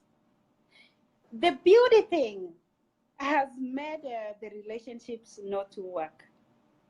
If we look at the beauty, Okay, how somebody I'm gonna looks read. like, it's not gonna work. Yeah, I'm gonna read a comment from Nelson Bundi Okay. from Dallas.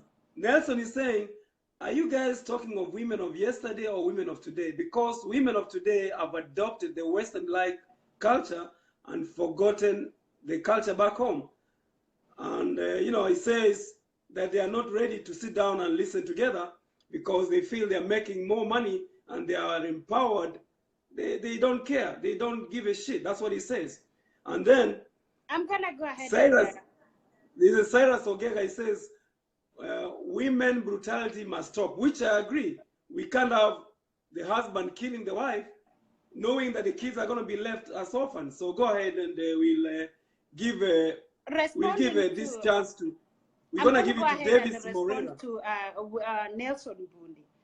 Yes. The way you treat your woman, that first impression, it tells you how you're going to lead your relationship. Nothing changes all of a sudden if you start looking at other people. If you don't give this woman a chance to go out and interact with other women, there is no way this relationship is going to work. Don't put your woman in a cage. Let her go out there. There are good women who speak sense. Not all women, when they come together, speak nonsense. No, it doesn't work like that. Most women, I'm talking of the women right now. We want to look for the ways we can keep our men. Who doesn't want to be with men around?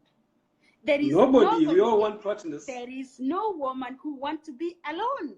Every woman wants to have a man. But there is no way you will keep a man who keep criticizing you. There is no man who want to be kept if he doesn't want to be kept. That is what I'm talking about. But going back to the relationships, when we're complaining that somebody was brought from home and he reached here and something changed, something did not change. It's who they are. There are some people who cannot be changed. There are some people who, when they look at themselves, they feel like they are so untouchable. And guess what? It's our Kenyan kissing men. They are so untouchable. You can't speak something to change them. And guess what? Unless this woman has a lot of ego, never brought up by a woman. Speaking of a woman, I'm speaking of a woman who is very humble, who comes from a humble community. But the more you keep criticizing, it's never going to work. The only way we can keep ourselves and keep these relationships is a very humble and genuine discussion. With Thank God, you very much. it helps. I'm gonna have you hold your thoughts because I'll have you come back because you cannot finish all your topics. I have Davis Moriera. I want to respond to you. So disconnect. Let me have Davis respond to you. Then you can come back, and I'll probably have Lennis come back again. But let me have Davis. So disconnect. Then I can have Davis come to the show. Davis, I'm gonna have you next. Davis Moreri, you're gonna come next as soon as she disconnects. Are you able to disconnect? Yeah. Okay, because I can't have three people. I wish I could have three people. There's a section there where you can disconnect under the bottom of your screen. There's something you have to hit to disconnect or leave the show, something like that. Davis Morelli, you're coming up, and I probably will have Bossy Emond or Lennis or one of the ladies come up and, please. You are hanging there. Oh, can you disconnect, please? Because I cannot have a...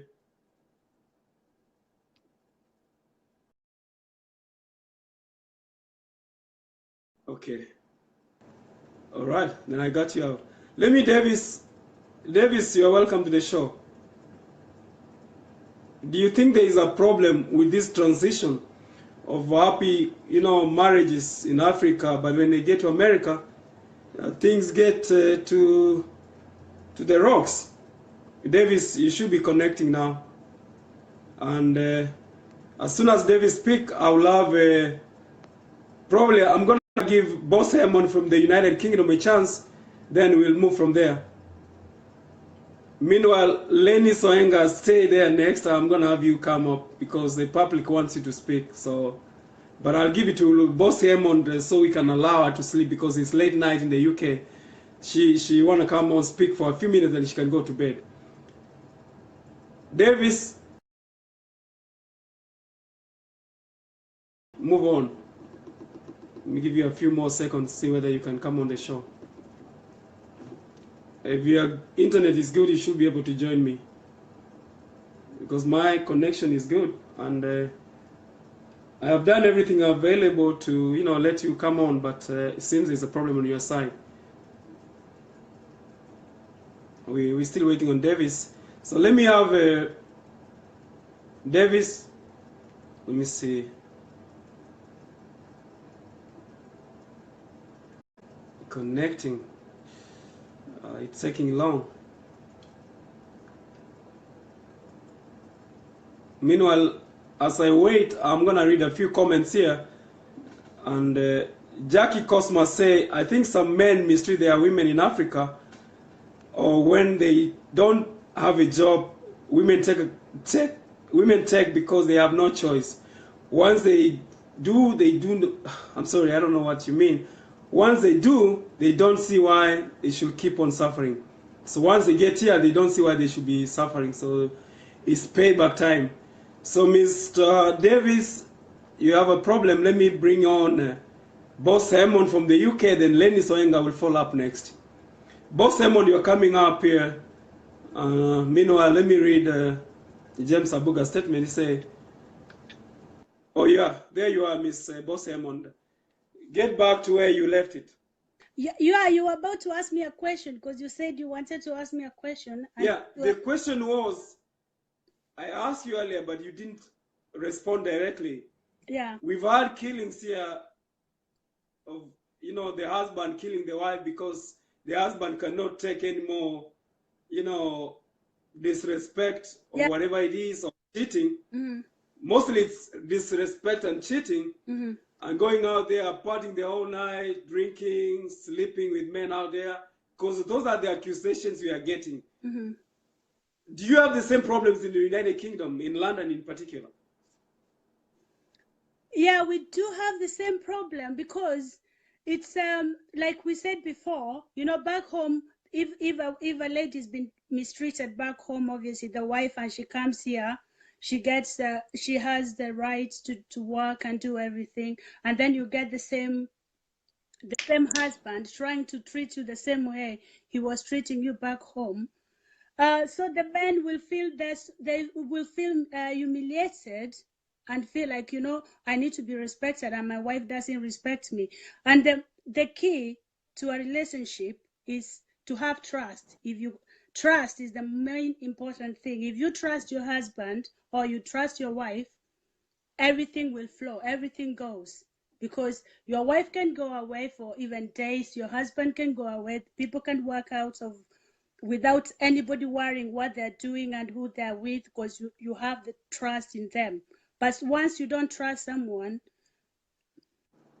nothing is going to work. So if a wife comes here and then the husband doesn't respect her, they treat them really bad, like mostly, and they think of, you know, or they have other wives or they have other women and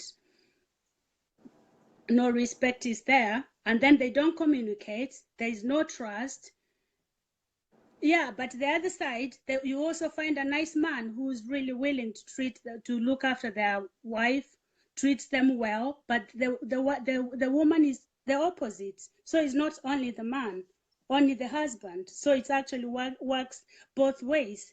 But if people really respect each other and they trust each other and they communicate and they want to make the relationship work, this one will not spoil it or make them separate or maybe makes them end up killing each other. But that only comes because people lack respect and communication, and there's no trust. And once you lose that, there's no relationship there, there's no marriage there. So you may as well just end it. Okay, I'm gonna read a statement that concerns you, a comment that concerns you. Mr. Joseph Nyakundi was here yesterday, and I want him to speak. Okay. He had a story. Mr. Joseph Nyakundi, I want you to come on the show. Hit that, hit that request. I will let you come on. He had an issue yesterday, and I want him to speak. Yeah. He's saying that the lady from the UK and that lady from Iowa, I've changed my way of thinking. So I thank you very much, because if you can address these men who are anger and they calm down the way they have, if you saw how he spoke yesterday and now he's saying, oh, I've now calmed down, that's what was he saying yesterday? Mr. Joseph was saying that he was in a party and then they were drinking, and when he was going to the bathroom, he said that he had some noise. When he had some noise, since he was drunk, he had 4 people, 2 ladies and 2 men, having very good time, like an act or something. So he has something to say, and I want him to come here and speak, because he's not a kid. He can speak, so that it doesn't become like a makeup. Because some people are going to accuse me of making up stories. So if people can come and share their stories, then that'll be good. So I'm gonna try. Do not go. If you're still awake, do not go. I know it's night, but let me have Osazua once more. Then I'll have Lenny Soenga, because I wanted to balance so we can have a man speak. Okay. Otherwise, we really appreciate your time at this late time of the night. Yeah, that's so just dark anyway. It's a great topic, and I think people should address both men and women, because it's not only men or it's not only women. It's just both ways, and we also have to try and balance, you know, between them, because the killing is not helping. Anyway, thank you so much. Okay, just hang around and listen. I'm gonna have him come up. Osazua, before the lady speak, can you come on before Miss Lenny Soenga speaks, so that she can wrap up, because I'm going to give her more time. Mr. Osazua. Hey. How you doing, my brother? Hey, how y'all doing? I'm all right. Can you adjust your camera so that we can see you? Hey, a long-time friend, a co-worker, a good friend. The topic is, I tried to put it to my community that it was a problem in my community, but I realized it's an African problem. What is the problem with this transition? When the ladies come from Africa, get to America, and it's apparent that some are misusing the system, misusing the laws to pay back to their men in a big and bad way, because their men are getting arrested. Men are being threatened of, I'll call the police for you if you don't toe the line. Yeah, it's a very complicated matter here.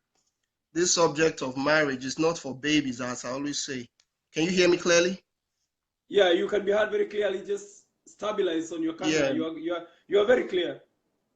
Just introduce marriage yourself. is, It's good to introduce yourself, and then people can know who's yeah, speaking. this is you know me already. My name is Omorogbe. I used to be your co-worker, and I'm here in Dallas, Texas, United States of America. And the subject of marriage, it's a very complicated and broad topic, most especially pertaining to these male order brides or male order husbands. It's a very complicated thing. Before you go into marriage, you have to weigh your options properly. You have to check the scenario and make sure you're making the right decision. Before you go into marriage, you have to check, put a lot of things into consideration. Like if I'm a 50 years old man and I'm in America, I decide to go get me a 20 years old bride from Africa, how do you think that is going to work? Because that young girl in Africa, he's in our peak, That's the age where they want to explore life and they want to try enjoy life. That's a baby that's trying to have some fun, and you an old man trying to retire. You want to start making family decisions. That girl is too young for you in the first place. That is just a no. And a lot of these men make mistakes by going to Africa to go get a wife. Why do you want to go to Africa to go get a wife? Are you trying to start raise a child, or you want to start teaching somebody a new way of this? It's very complicated. I always advise people to stick to the devil they know than the angel you don't even know, because we all know that when you go to Africa and you want to pick a wife, you're going to have a ton of wife out there following you around, and everybody wants a share of the pie. Everybody wants a share of the pie, and these are brothers. As a 50 years old man or a 45 years old man, you want to go get a young girl to become a wife. It's not going to work out. That's a recipe for disaster right there. And a lot of Africans, they take marriage as an investment. Marriage is not an investment. Before you marry, you have to put God first. It takes the grace of God to find a good woman. Marriage is not all about the woman or the man. It's about union. It's a partnership where two people of different background come together and try to be one person. You know what it takes to get somebody you don't even know before, somebody with a different background, somebody that doesn't think the way you think, and you want to make that person your wife. Just imagine you go to the village and get a village girl to come to America to come be your wife in America. This girl hasn't experienced life. He doesn't even know what it takes to be in America. America is not a joke. A lady that has never worked her whole life, you bring that lady to America. Do you know how challenging it is in America here to manage a home? It's tough. It's tough on a man. It's tough on a woman. Those things, those emotions, those accumulated stress causes what? Tension. Stress causes tension. Like the lady said earlier, you want to work 16 hours. Which lady works 16 hours? Why should the woman work 16 hours in the first place? Why should the woman work 16 hours in the first place? What are your priorities in the marriage? What are your priorities? Is it money? If a man works 8 hours. Zazua, she's here. She's going to come back and hit you. She's going to come and respond to you. Yeah. But what is your among the Nigerian community, what is your experience on this transition? It's not an issue of only a man bringing a girl from Africa. It's a bad transition. Whenever they come, it's been a bad transition so far. It's a very bad transition from all angles. It takes very few. It works out for a few people, not for a whole lot of people. So when you talk about results, we take statistics into consideration. So far, so good. The statistics in Africans going to get a wife abroad over here, statistically, it has been 80% failure. Only like less than 20% works out. Hold on, Mr. Ozazwa, hold on. You are saying, and I wanted you to give us some examples so that people can understand, because I have my own examples that I already gave. Among yourselves, do you think that when these ladies get to the American system, which favors women, it's affecting them? They tend to misuse it and then punish their men. It's called, Daniel Yezina, he said it's payback time. The women pay back time to their husbands by calling the police on them on small petty issues that I've seen myself. It's very common. It's a trend. It's a trend here in the Western world. It's a trend, because if you check the lifespan of marriages abroad, the lifespan is, some marriages last a week or two, some marriages last a year. The average lifespan of a marriage in the Western world is like 5 years. That's the average lifespan of a marriage. Everybody is burnt out and they want to try new things. We as Africans, we have a culture. We are different. It's good to get into a society and be exposed to new stuff.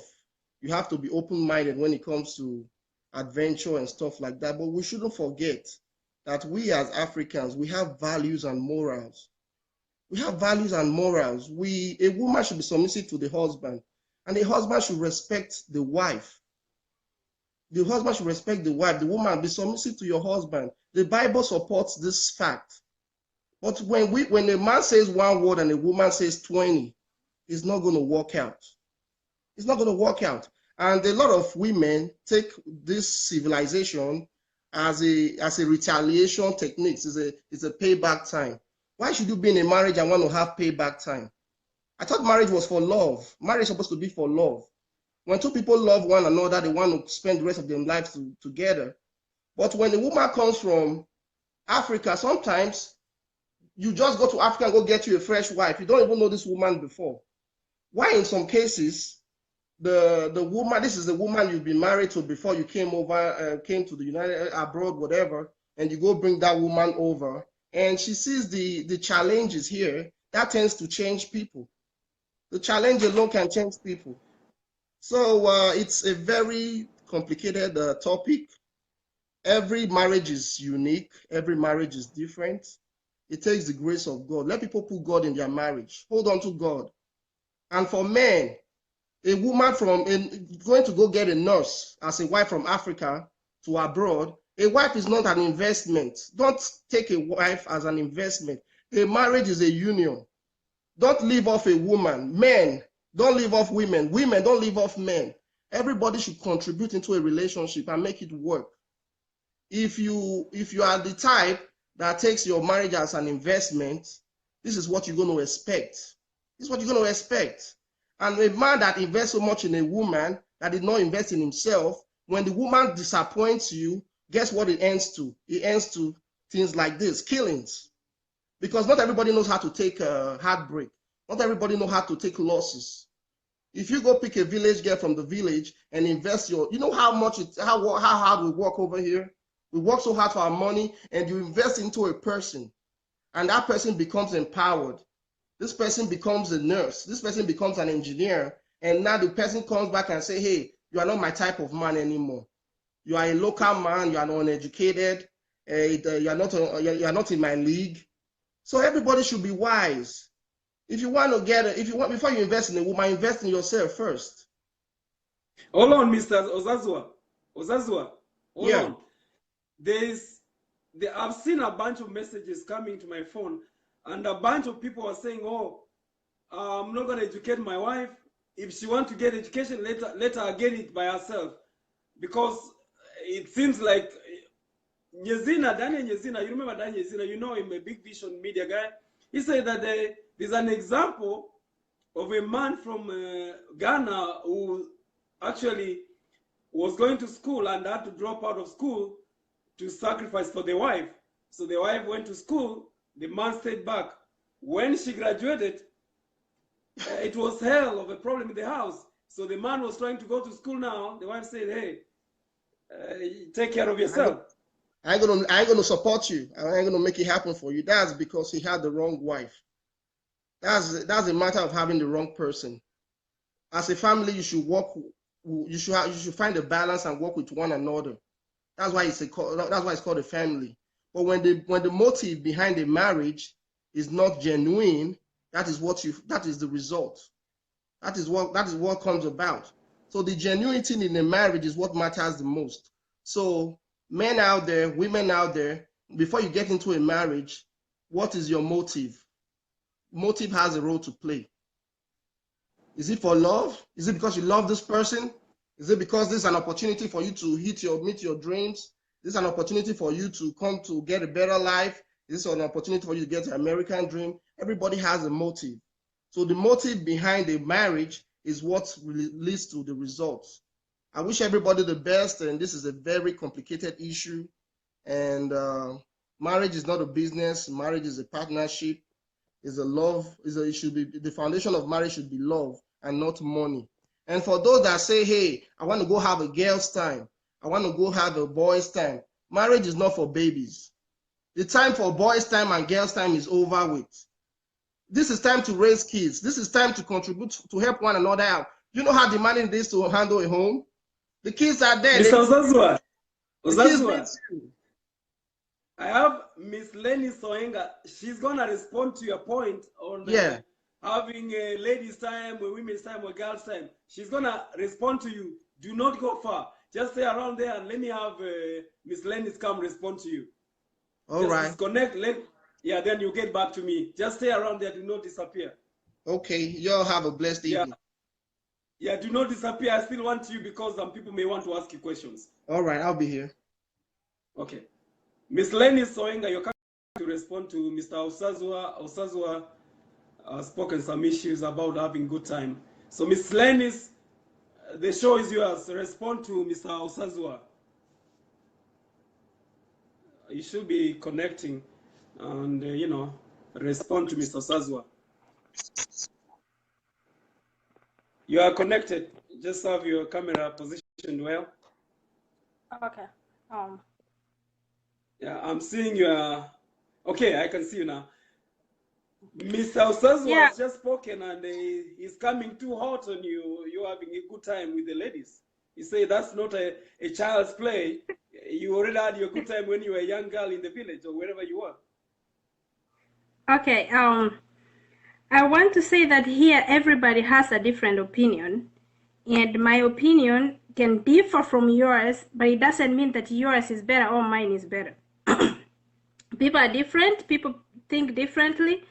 Different things work for different people.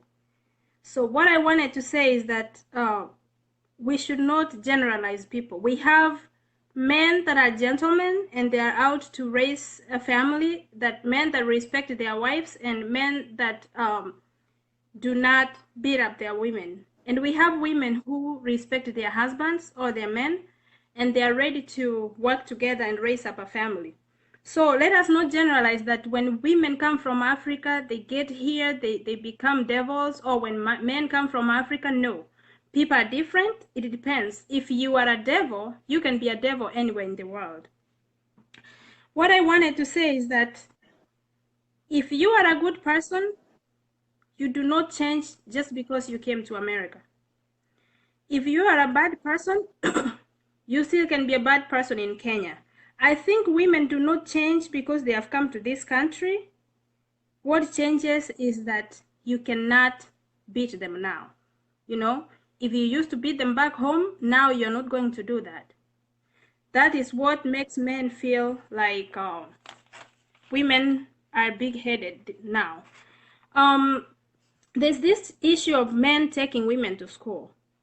Tuition is so expensive in this country.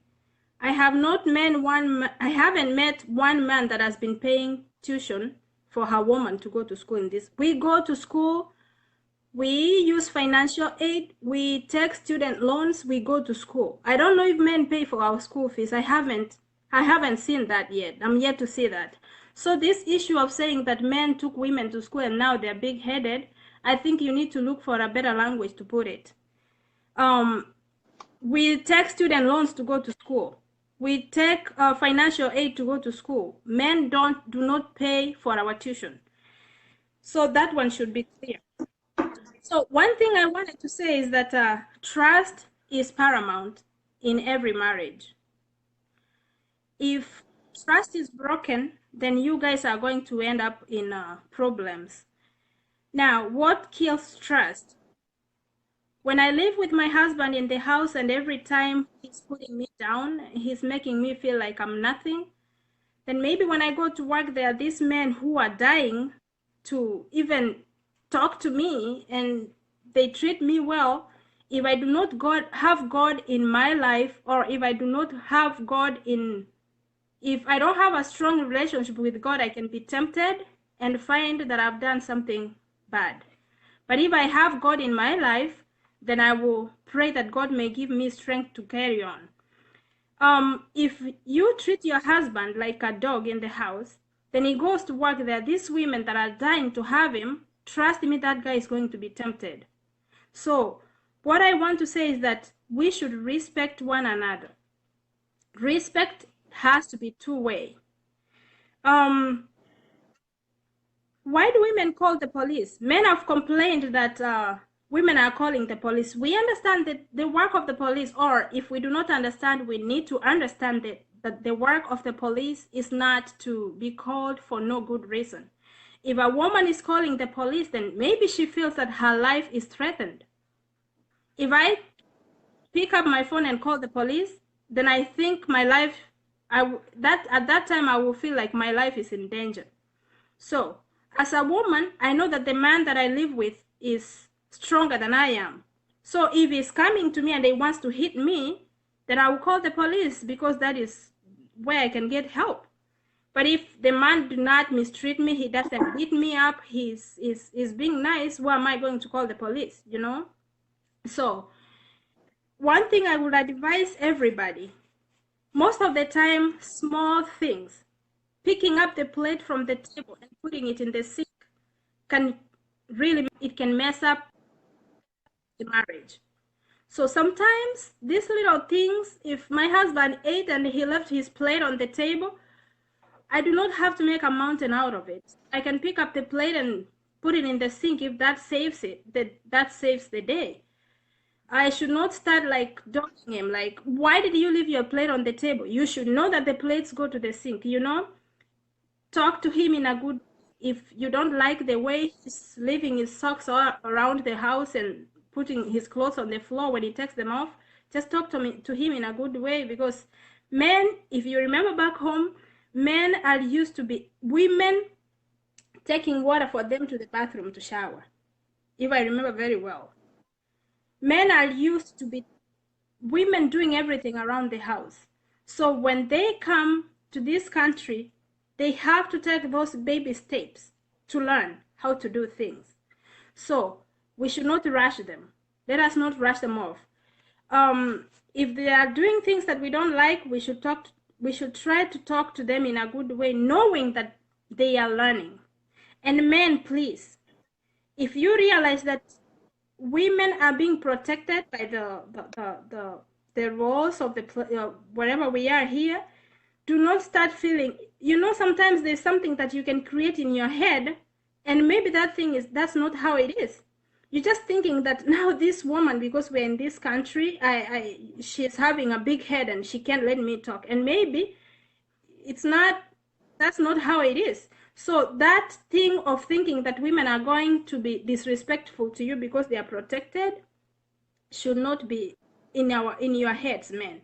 We still respect you. Even if we go back and live back home, we still can have disagreements. It's not because we are in this country that we are having disagreements. Disagreements are everywhere. One thing I know is that if you feel that this marriage is not working, instead of you waiting to die or to kill someone or to kill yourself out of depression, it's okay to walk out. That one for sure. I know that's the best solution. We put each other down. We stress each other so much. Stress turns out to be depression. And now someone acts out of depression, they find that they have killed people or they have killed themselves. Let us not wait. Let us not wait to that point. It's okay to walk out to save your life or to save someone else's life. This guy that asked, I forgot his name, was asking why a woman should work 16 hours. That happens, my brother. We are in this country, you know how. His name is Ozazwa. He's the last speaker, Mr. Ozazwa. Yeah, that can work. Let's say, for example, me and my husband haven't gone to school yet. One of us at some point has to work hard while the other one is going to school as we build our lives together.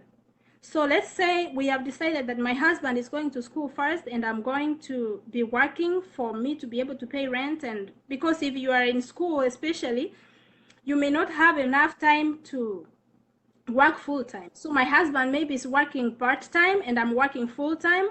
I can pull double sometimes for me to be able to pay rent, for me to give him an easy time to go to school and finish up with the assignments. We also know that there are those people that have come in here as students. Sometimes they don't have papers to work. Now, as you work your ways out for them to be able to be able to work, it may force me at some point to work 16 hours. So are we supposed to say that we are women, we cannot work 16 hours if our partners are not able to work, you know? No, we can do that. We can work 16 hours. So that is the reason why a woman is able to work 16 hours, my brother. It's not that we want much money. We don't want much money as long as the children have eaten, you have paid your bills, you dress up well. You don't want that much money. But if your husband is going to school or if he doesn't have papers or is working his way out to get papers to work, you can work 16 hours. But I want to say that respect. Love. If love is not there, you're not going to live in harmony. So all we need to do is to make sure that we maintain that love. Like Mr. Ontiri said, spend time with your family, respect your wife. She's a woman. She knows that she's a woman. You don't have to remind her every night that I'm the man of the house and you have to listen, you know? No. And we know that our men are men. I know that my husband is a man. I never got married to a woman. I got married to a man, and I respect him. He's a man. And I expect him to love me back. In that way, we can live in harmony. But if he keeps putting me down and making me look like I'm nothing, I'm not worth even to stand up and say anything in front of him because he's an African kissy man, then it's not going to be easy for us. Then we are going to very good. Yeah. Very good. I'm gonna have Ross G. Ross Niwin. Some name is very difficult. And Davis to respond to you. Then finally, we're gonna have a few people respond. Then we can see where we get from here. So I'm gonna have somebody respond to you. So take a small water break. Then I'll get you back again with some questions. So do you want me to disconnect then? Yeah, just disconnect for a minute. Let me try Davis Morelli so he can actually come on the show before I give Rossi. Okay, let me see. This thing is a little tricky than you think. Let me see. There you are. Davis Morelli. Davis, you can come on the show and respond to the lady that just spoken, or bring on your opinion, you know, whatever opinion you have. Davis, I think you are connecting now. Put some light. Or Davis, can you hear me? Davis, I can see your screen, but I can't see you. There's probably a problem on your side. Davis? Okay, probably. I'm gonna give you a few minutes.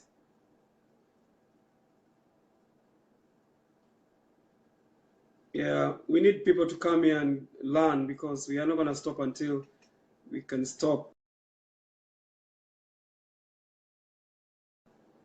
Davis, okay, Davis couldn't connect.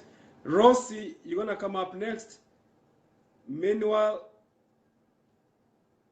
I'm gonna ask any lady that want to come on the show so we can actually ask our questions on why this transition is causing us, you know, problems in our marriages, because anytime we were in Africa, we were very happy in our marriages, but when we get to America, it becomes so rocky, you know. So why is it happening? So, and what is the way forward? What is the solution? But we already have a few, you know, good speakers here that have said, okay, let's have respect and communication, and then we can deal with this monster in the house. Miss Rossi, you are connecting. Check under the bottom of your screen and click on the right button and be there. So you should be able to connect. Okay, connection failed. I'm gonna try somebody else. Pascal Vasco, can you come on the show? Pascal, let's hear what Pascal has to say. Hey, Mr. Ombui, you want to contribute? Send me a request, or let me try bring you on.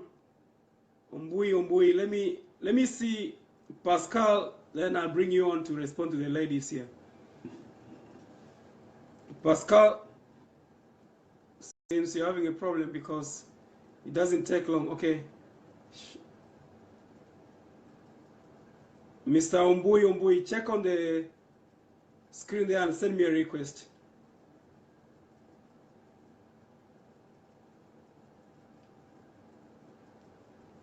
All right. Anybody else who want to come on?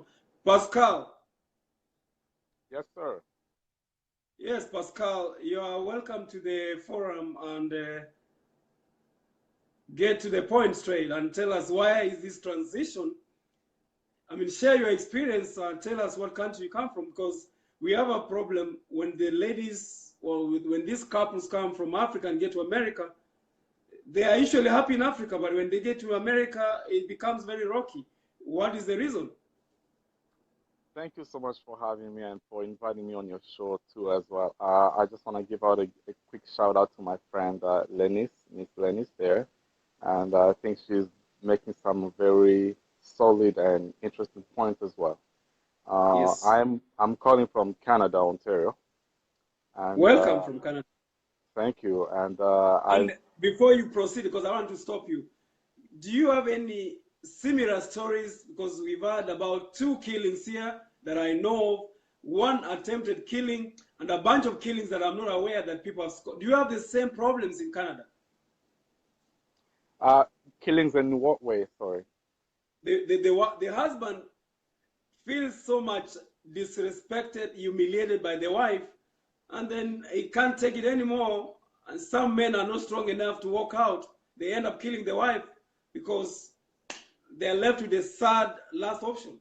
I've heard of one case that happened in Canada. Yes, that's about 10 years ago. It was this is not an African related, but it was, I think, a Muslim family that again, you know, they have their own different cultures regarding to how their daughters or their wives should dress outside. But when they came here, they felt like the daughters were not dressing appropriately, so they decided to kill them, and the wife included. But I just want to make a point on talking about ladies who come from Africa to the North America. And once they've come here, it's as if they've seen a different light, and so they decide to behave otherwise. I've experienced that in my life too as well, where I once, you know, was dating someone who was from Africa, and I thought that we are going to be on the same page, and you know, you come from Africa, we will build a family, and we respect each other. But I soon came to realize that we were not on the same page, and we are not helping each other to make this relationship grow to a mature and godly relationship and potentially a marriage. So I was brave enough to say, no, I need to walk away from this because this is not the kind of relationship I would like to have. I don't want to deviate too much away from the topic, but I think I came in a little late. I didn't really get to see everything that you're talking about, but I think you're talking about mostly about women who come to Africa, to Canada and US as well. Thank you very much. And you may take a few minutes. I'm going to introduce one speaker, but don't go away. Just disconnect for a moment. Let me have somebody who has been raising his hand to come and share his experience. Then I'll get you back to respond to a question I have about Canada. But I'm going to ask you after you take a small break. Let me introduce this guy, then I'll get you to the show again. Thank you very much. Yep. Yeah, you got to disconnect. Otherwise, I cannot have a third person. It's kind of like a two-way. Oh, okay. I'm unable to. Yeah, I can't bring a third person unless you disconnect. Okay, I'm going to have Ombui. Ombui, you've been requesting for a long time. If your connection is good, you should be able to connect. Ombui, you're coming up, then I'll have Bossy Hammond get back to the show again. Mr. Ombui.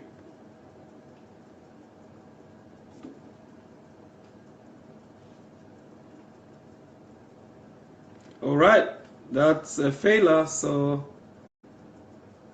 I'm gonna try Rossi again. Rossi, you should be able to get on the show this time. I tried the last time and you didn't get through. Miss Rossi, you seeing that request coming down there on the bottom of your screen? If your connection is good, you should be able to get right there, and then I can have somebody else here. Mr. Ombui, you had a problem. I don't think you're able to connect. See your connection, make sure it's good. Otherwise, it's a video calling. Your connection has to be excellent for you to get on the show. So I'm giving Rossi a chance. I hope you can be able to get on the show, because I've done everything possible to get you on the show, so you have a chance to come on. Seems like it's not easy. It failed, so we're gonna try bring somebody else. That'll be Mr. Umbui. One more last chance before Boss Hammond comes on. Okay, it's impossible for me to bring you. Let me try Kefa. No, Kefa has disappeared. Let me try Rossi again. It's impossible. So let me try Boss Hammond. If you still want to come back, I'll give you the. It seems we're having a problem getting these people on the show. Let me see. Let me see who else can come on the show. But meanwhile, send me the request and I can approve you so you can come on the show.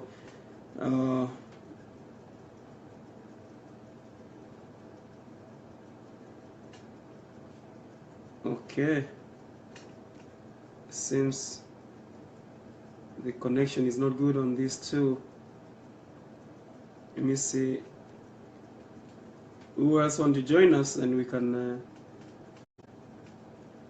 discuss these issues here. So probably I'm gonna try Mr. Urina once more, because we're about to wrap up the program. Let me try Anyamol Chalo. I don't know what the hell is going on. I'm not able to get you on the show. Anyamol Chalo. I want to have more ladies come on the show. I don't have anybody on the show, so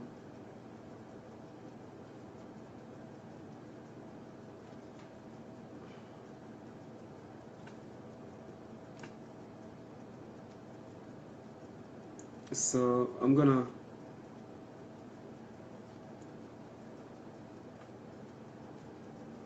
let me see.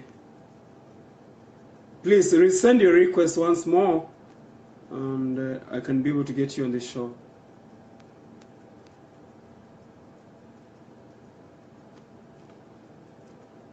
Okay.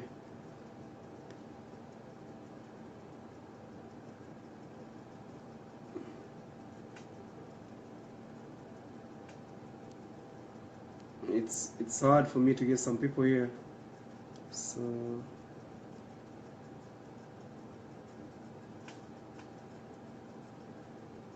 If somebody didn't disconnect, I don't know who it is, but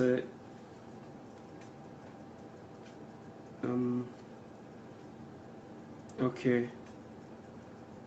Let me get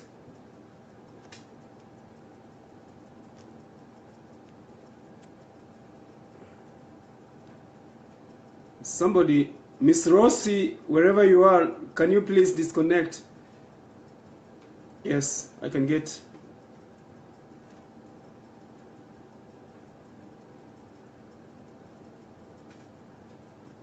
I'm going to have Mr. Joseph come on the show and talk a little bit, respond to some of the questions that I'm receiving on my inbox on your own experience on what is happening with this transition, because we all come here very happy with our families and then we start breaking as soon as we land here.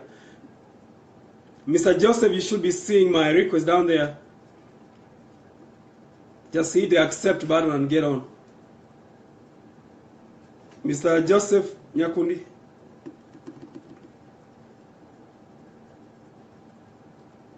Yeah, Joseph, you already connected, Mr. Joseph. Mr. Joseph, you're already on, just go on.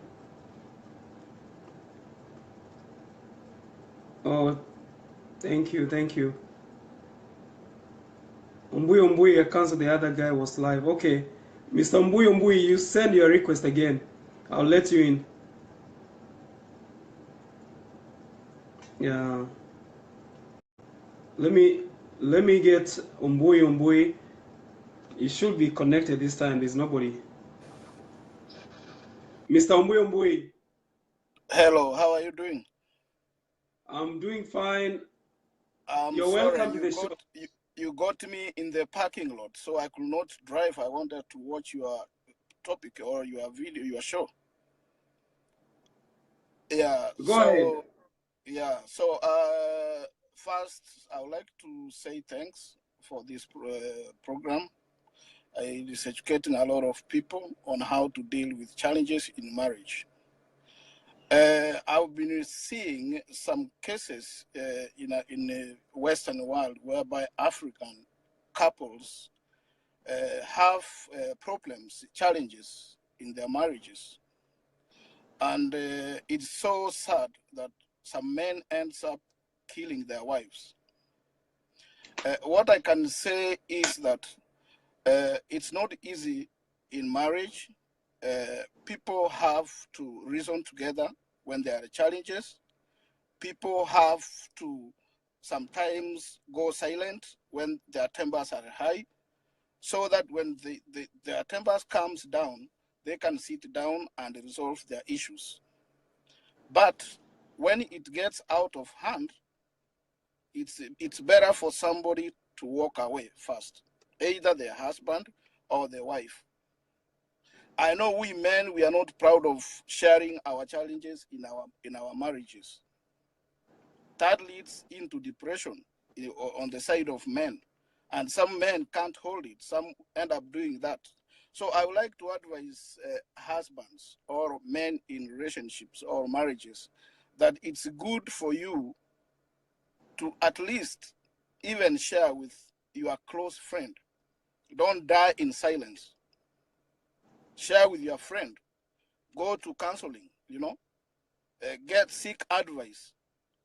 Instead of you dying in silence and you end up doing something silly that may put you in jail, or like now, some of the cases I've seen whereby a man kills the wife, he kills himself, he leaves the kids suffering. Like like the one we just had in New Jersey. Yes. The question is, how much of a factor is this issue of transition from Africa to the US affecting marriages? Because remember, a bunch of people that I know personally, not hearsay, personally, came here and they were so happy. The husband and the wife came to America, they were so happy. But as soon as they get here, 1 year, 2 years, 3 years, the third year, there are problems, because apparently, and I'm saying what some are sharing to me, I'm talking about people telling me that as soon as the woman realizes that she has she's making more money than the husband, or same, then it's like we have two cockerels fighting in the house. You know, there has to be leadership in the house. Mm-hmm. Yeah, that has been a very difficult challenge. You know, cultural transformation, it has been a very tricky challenge. What I can say is that when couples come to US, either the husband came first, later he processed for the wife and joined him. It's good for the wives also to respect their men. If you are making more money, that's a blessing to the family. You don't need to capitalize on it to ambush your husband, to belittle your husband, because that is what makes men do some silly stuff. And women should respect their husbands. It's not that when you start making money, you start now, start talking to men whom you perceive they are making more money than your husband. You start dating while you are in marriage, show belittling your husband. That will make, this guy commit silly stuff. So it's good for the women not to put money as a pivotal determinant in a marriage. You see?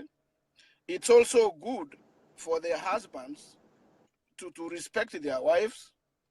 They should not get on their wives. Maybe the wife is earning money. We start developing an attitude that now, because my wife is earning more, is belittling me, disrespecting me. No, that is where the problems begin.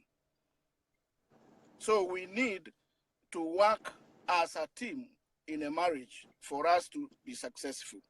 But if we start working in different ways whereby the wife is making money, but she doesn't want to buy even sugar in the house, she doesn't want even to pay medical insurance for one kid, that is where the problems start. So we need to work as a team in marriage, regardless of who earns more, regardless of whether when a woman comes in America gets more freedom. So, we need to respect each other and be able to work as a team for the success of our family, of our kids. But when we come here, the wife, when she starts getting more money, she starts freedom is there, when maybe there's a conflict, I'm going to call police on you, that is where problems begin. Here is my question. We had some earlier speakers that came on the show, and one of them is a good friend of mine. Is a student at the Sam Houston University. Is a journalism student. He was trying to raise an issue that the moment, okay, you live with your wife, but the moment you bring your mother-in-law, she starts staying with you in the same house. She starts being the coach of your wife. And then they're saying that it ends up hitting you so hard because it's like you're having two people fighting you. Do you think that is true? I didn't get you. You mean the brother-in-law? I'm saying you live with your family here, your wife, your kids, but then she invites her mother. So now you have your wife here, and then your mother-in-law is on the other bedroom or wherever it is. And now, apparently they're saying that it's also causing conflicts here. Do you think you agree with that? I agree with that. That, when it comes into that point, the wife is a foolish. Because a wife should not bring her mother into her marriage. If the wife invites her mother to your family, the mother is a guest. You see? So if the mother starts interfering with the marriage, then be sure that this marriage is not going to work. That one, I'm 100%. Because we have some mother-in-laws who influence their daughters, and when you are there, she sees that, oh, my daughter now is making a lot of money. She will try to fight hard to make sure that the husband leaves the home. So it's the wife to stand firm and tell the mother that, Mom, this is my life. this is my marriage, you know. But if the mother-in-law is reasonable, that's another thing, you know. So it will depend on what kind of a mother-in-law is in that home. And on that point, I'm gonna have any of the ladies. Lynette was trying to come on the show. Lynette Obure, if you wanna come, send that request and respond to Mr. Umbui. But Okay. I thank you, Mr. Umbui. I'm gonna have you disconnect so I can bring somebody here to respond to you. Okay. So yeah, and then you listen to him and hear what he responds to you. Okay. Okay. Thank you. Mr. Nweke, I'm gonna put you on the show, Mr. Nweke. Go online, Mr. Nweke, and let's learn a few, you know, experience from you. You know, let's learn from you. Bring on your own experience concerning this topic on, you know, live in, you know, marriage live in the diaspora. Because we've had somebody from the United Kingdom, somebody from Canada, they almost have similar stories. So come on, Mr. Nweke, it's your chance to bring your own experience. Nweke, you should be able to connect. You look down there on the bottom of your screen. You should be seeing a request that is adding you on the show so that we can, you know, help our families, help our brothers with, you know, proper advice on how to get out of this mess that we are experiencing. I'm gonna have Miss Lennis, do you wanna come on? Lennis Oenga, do you wanna come on so you can respond to Mr. Umbui concerning this issue of mother-in-laws being the coaches of their daughters, and then it ends up, you know, ruining everything. Miss Lennis, can you come and respond, because we probably need you to respond concerning this issue of mother-in-law coming up and becoming the coach. Miss Lennis, Yes. can you hear me? Yes, I Earlier can. in the show, there was somebody by the name, he's a journalist student at the University of Sam Houston in Texas, say that if you live with your husband and then your mother joins you, and then they are saying that it becomes a factor in most divorces because the mother becomes a coach. Do you think you agree with that? Oh, well, before my mom passed away, I remember we lived with her. The first time she came, we lived with her for 6 months, and she went back, and then she got sick. She came here, and we stayed together for 3 years. I do not remember a time that me and my mama talked about my husband, not even one day.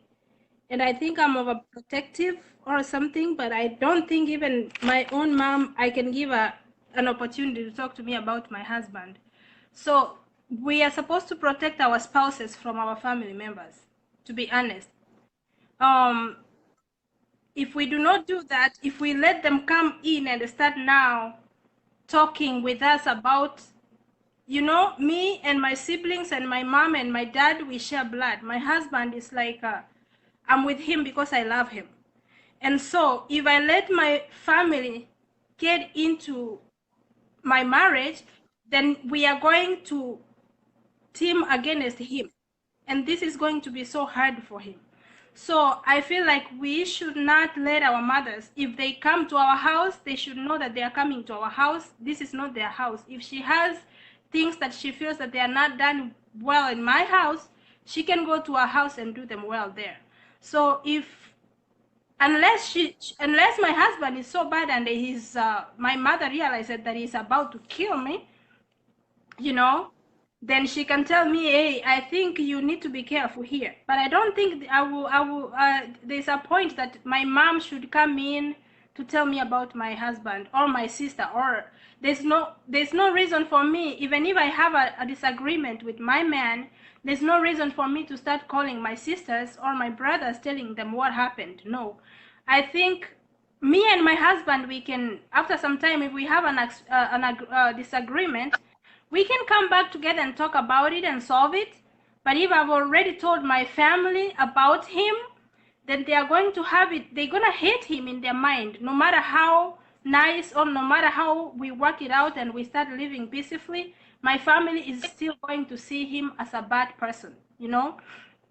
So I feel like we should protect our spouses unless it has reached to a point where I cannot stay with this man anymore. Then I will let my parents know, Mom, I think it's not working and I'm out of here, you know? Then I can say, but if it's this daily disagreements, which everybody goes, like we all go through this disagreement at some point, it's not wise to start telling your family or to let your mother tell you about your husband or start telling you how you should live. No, she has her own husband. She can go apply her own rules in her house. Now this is my house, so whatever she says here, it's not that her and my dad never had disagreements. They did, and I never went to them to tell them how they should handle that. So she should not be able to see the mistakes and start telling me about him. No, that one I can agree with that. Let's respect. If they have come to our house, let them know visitors. But I have Angels? I have about three speakers. Yes. You're disappearing. I don't know whether it's me or you. Is your connection good? Yeah, I have a strong connection actually. Yeah, I was saying. I hear you. The issue, the reason why I raised this issue, because a bunch of people that came here spoke that, especially the last speaker, I say that it's a factor, and it so happens that most ladies in the United States are giving priority to their mother to come and stay here, mostly help with the kids when they're at work, which is okay, but they are saying they're also becoming part of the problem in the house. I mean, that's what people are saying, and there's a problem that once they get here, they start telling you, hey, you're going to have to build us a better house, you're going to have to invest back home in our own family. Then there becomes that divide whereby you, Miss Lennis, you are trying to invest in your home, and the husband is trying to say, we have to invest in our own side of the home. Yeah, I think this is where, as a husband and a wife, you need to know what your priorities are. I know my parents brought me to America. If I left, like those of us who come from Kisii, there are those houses that are smeared. If I came to America and I left my parents in those houses, and now they're getting old, they cannot be able to smear those houses and maintain them. Actually, I don't think it's a bad thing for me to help them and build them a better house. They know they brought me, maybe they sold part of the land to bring me here. My husband needs to know that my parents know that they brought me to America. Him also, he needs, if possible, that's impossible, I can build them a house, but I have to make sure that my kids have eaten, my bills are paid, and things like that. And him also, he should be able to help his people where he came from. My husband is the firstborn in his family, and he came here when his siblings were still in school. I don't think it's a good idea for you to start telling him that he should not send money back home to help his siblings or pay for their school fees or something, as long as you pay your bills here, and you are not forced to build that house for your parents within a month or 2 months or a year. Even if it takes 4 years, when you get a little money that you get, you can send and help your parents to be in a better place. It's not a bad thing, but they should not come here to budget for you about your paycheck. Our parents that have come from Africa, actually, if your parent is reasonable, when they get here, they see how we struggle. They know that life here is not the way they have a picture back home. They know that we are working so hard, life is expensive, rent is expensive, food is expensive, they understand. So when they come here, you can just explain to them, I'm thinking about you and I'm working hard to help you, But you see how life is, and they should understand that. But they should not plan for your paycheck or start telling you to push your husband, oh, you should do this for us. No, they should be able to understand. It's okay to bring your parents to come and babysit for you, but again, they should understand that they are coming to your house. It's not their house. So they should respect the way you and your husband do things. I agree with you. I mean, basically, if you are here and you can afford it, surely it's not good to have your parent in those Mabati's made houses out of mud. You know, it's good to build them a decent house. But Yeah, there are squabbles over money, whereby I know, if you are honestly speaking, you can speak it, that we have ladies that are trying to team up with their mother, you know, like to teach the man a lesson, you know, like, you know, they kind like, they stay together, they go shopping together. It's kind of like you put a man in a corner. You're doing like everything with your own mother. If you have plans, I know of a lady who's bought land and the husband doesn't know. She has bought land somewhere with the mother. And, you know, those financial issues, squabbles over money, are bad news here. Then I think that is when you are married to the wrong person. I remember when I started from the beginning, I said that if a man is doing any projects back home, you should know. Instead of wondering where the money is going, you should know. At the same time, as a woman, it's not good to do projects with your family members back home without your husband knowing. It's wrong. It's really wrong. Actually, why are you living with this man? What is the reason for you guys being together in the first place? It's because you love him. Then why should you team up with your family and treat him as an alien, you know? I feel like we need to be thinking twice. This is why we are being killed if we are doing this. And sometimes it comes to a point where maybe money without the husband's knowledge. This is because I have an example of a lady that came to this country and she was working. They had a joint account with the husband, and she had like direct deposit to the account, but then she cannot even get $10 from that account because the husband cannot let her get even $10 from that account. Even the card, to buy a card to call the parents home, she has to explain that why she took that money. She has to explain where she took $5 to buy a card to call the parents back home. When it gets to this point, for sure, then it's not going to be easy. But the guy could access the account whichever way he wanted, but the woman is not allowed to access that bank account or get any money from there. You know, I have parents back home, maybe my mom is sick or my dad is sick and they need my money to go to the hospital. It's not much money that is needed. I should be able to get this money and send them if it's there. The same way the man should be able to do that. But if he's putting, it's making it so hard for me even to get $10, $20 to send to my parents, then I think I will start sending money without him knowing. So it's all about not being too hard for each other. Know why you live with this person. If you are genuine enough, or if you are reasonable enough, let me say, if you are reasonable enough, you will let your wife send a little bit money the same way you do send money back home. I have a friend right now that I work with. She's not even African. Excuse me. This time that we filed taxes, they got tax returns in the account, and the guy got some hundreds of money, and he went and he bought a very nice phone, and this woman went and got like $50, $60 from the account because she wanted to go buy some nice shoes that she saw somewhere. And we were at work and the husband calls her, and I heard her speaking so loud saying, so you have the right to that money and I don't have a right to that money? You filed taxes. It was a joint thing. Why do you feel like you have a right to that money and I don't have a right to that money? You know, it's bad when someone feels like they have rights to to some things and the other person doesn't have a right to those things, then this is where the problem comes in. But if there's this love experienced and respect, like we said, then there shouldn't be these fights that I'm sending money back home.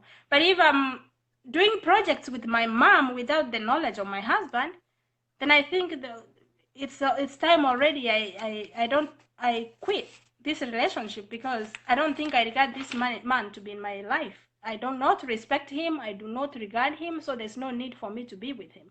There's no need to treat a person like an alien, and this is the person that you have decided to live with. There's no need to live with that person, actually. Mr. Pascal probably want to respond. You call him Toto? I call him Toto. We have come a long way with Pascal. Pascal want to come in. I don't know what he's trying to say, but he's trying to come in really hot. And I'll try give him a chance and see what happens. Mr. Pascal from Toronto, Canada. Pascal, can you come to the show and respond to this issue again of mother-in-laws coming in and being the coaches in the house, coaching their ladies, coaching their daughters? Mr. Pascal, you're live on the show. Pascal. Yes, sir. There is this issue of mother-in-laws. Now we are done with money. They are coaches. They are coming to coach their daughters, and a bunch of people are saying sometimes their coaching is negative to the peace of the couple. You know. I don't know. I have my issues with that. Well, not issues, but I have my, when it comes to mother-in-laws, first of all, you have to know, as a man, I married this woman. You didn't just marry the woman, you married the whole family, into the whole family, right? And so you have to have that, there has to be that respect for both families, both parties that have come to join together. And when you come to join together, you didn't do this by accident or by mistake. Everyone knows about who both of you are. And when you decide to say, we will get married, you have been pretty much a family. We have been united as one with the whole entire family.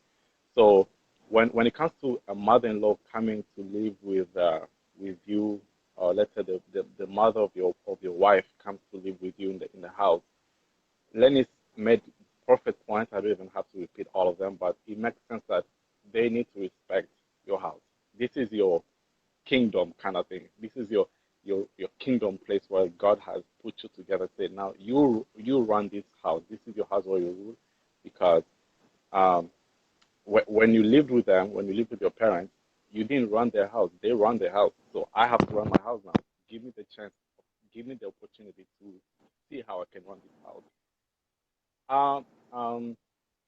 Of course, advisors are welcome, yeah, but again, don't make it so that you are kind of criticizing one person against you. You know, oh, your husband does not know how to do this, he doesn't know how to do that, or whatever, ABC.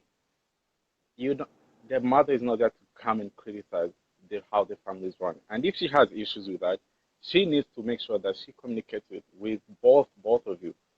I think that would be even better. If she really feels like she needs to intervene in whatever situation, whatever capacity it is, then call both parties, call the husband, call the wife, and say, okay, this is how I feel about whatever's going on.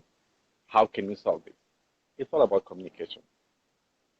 Here, hold on. He had some comments, and Miss Keribo Mokogot says, we have had men who tell women they are building, but in reality, they are working on another woman. They are having a project in form of a woman, and we can really finish these things. I mean, and then Umbui says, those ladies are there. I have witnessed such ladies who bring their mothers, and then they isolate their husband, because the ladies really have a very great connection with their mothers. So sometimes when the mother comes, then the husband loses that attention that he was getting, and then the lady becomes so busy with the mother, going shopping, you know, talking stories on, you know, home stuff, and then the man is left at the corner by himself. And then Okay, somebody's asking you a question. Is Miss Kellen Mwangi is asking, did I hear you saying if you marry a wife, you marry the whole family? Some guys say I married you, not your family. I mean, some guys say I married you and not your family. What is your response to that? Yeah, but I'm not talking about literal marriage. I'm talking about this is, I mean, let's put it this way: when you buy a car or when you buy a house, it comes with all the furnitures in the, let's say a house comes and it's ready. You don't just buy a window to do this. But when it let's put it prospectively, with that family, yes, you're married into the family. That's how I look at it at least, because they're all gonna be there to support you in your tough situations and in good times. So you should all be united together. But know the priorities, as Miss Lenny said. Know the priorities that husband and wife priorities come first, regardless. I am here to defend my wife, and she is there to defend me. But know that you still are married in that family. They still have to love you. They are supposed to love you. They're not. All right. Let me read one comment here. Also, they are men too who are mother's boy. Miss Rhoda Moronge, she said they are men too who are mother's boy and became a nightmare to the wife. It's possible. It's possible equally that we have men that are so loyal, so obedient to their mothers, who listen to their mother than anybody else in this world. And if the mother says that that woman is a witch, and she's a witch. Wow. Um, that, that's a corrupt relationship right there. I'll just put it that way. But we do have it. We do have them. We do have, yeah. I know we have men who have that kind of like they're attached to their mother. Because I have examples, people who are here that they're attached to their mother and then they talk about their wife badly, about their wife's badly to their parents, to his parents or mother or dad, regardless who they're attached to. And that already, that just it's a transgression. You're doing a transgression of the marriage. Marriage is about unification, communication, and love. And when we go past that, we have betrayed our family.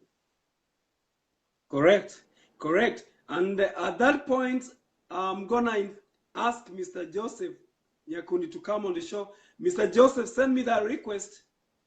As Mr. Pascal leaves, Pascal, you're gonna wait and have somebody respond to you.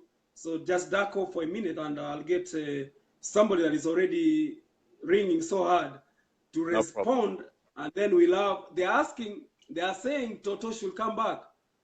They're saying Toto should come back and talk about unfaithful activities, which is the main issue here. And so, I mean, Toto, I will say that, yeah. My friend Lenny, she has. Tell Toto to come back. She has perfect experiences, and she has a family. Okay. I'm kind of new to the marriage. I'm only 3 years old in the marriage, but I'm seeing things that I haven't seen. But so yeah, I agree. She should come back for sure. Okay, let's have Mr. Joseph Nyaku. Listen to him. He's gonna talk about unfaithful, and he has seen it all. He has seen with his eyes. Listen to this man speak. Okay. So duck off for a minute. Give Joseph Nyaku the chance to speak. Sounds good. Okay. Joseph, hey, don't disappear on me, bro. Joseph, there you are. Joseph, come on the show, Mr. Joseph.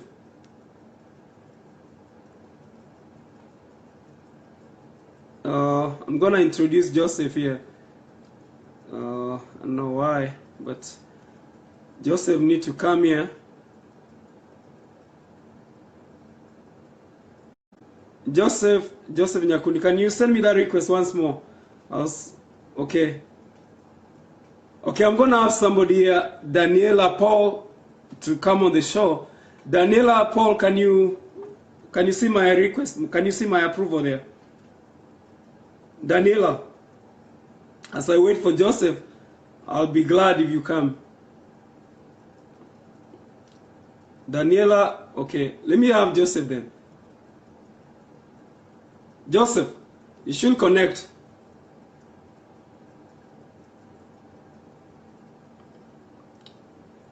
Miss Daniela, hang around. Let me see whether Joseph can connect. If he doesn't, then I'll get to you. You're actually the next speaker, Miss Daniela, before Lenny Soenga, aka Toto, shows up here and talks about a question directly from Joseph about unfaithful women who come realize that there's some better stuff out there and then they cause problems in the house. Joseph, you should be able to connect.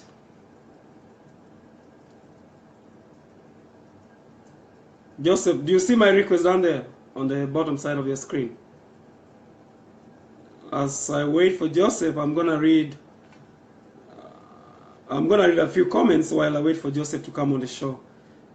Zipporah Elkana says she wants to come on the show. Miss Zipporah, can you?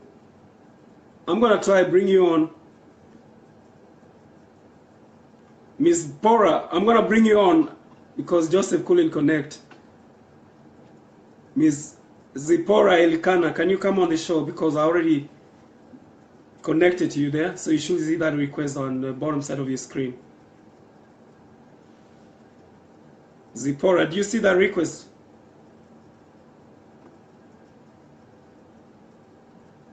Miss Zipporah.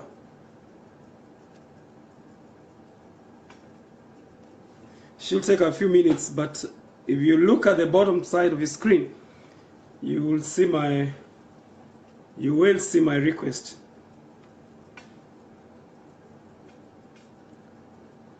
Okay. Zipporah, check at the bottom of your screen. That's where you find all those icons. One that says join the conversation or something like that. Meanwhile, Daniela, you're probably coming next if she doesn't. Daniela, you're coming up here, so accept that request.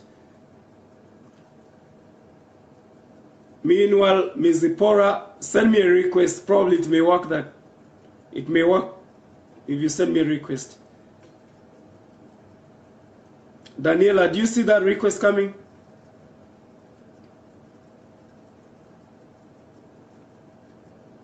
As I wait, I'm gonna read a few comments. Hope you can join the show. Ms. Zipporah say, I agree with my brother, so that's the truth. Wangare Munyoki say, communication is key. We'll talk till the cows come home about mother-in-laws, money, fidelity, etc. But the two parties involved in that marriage are not communicating. They are straight to the rocks. That's correct.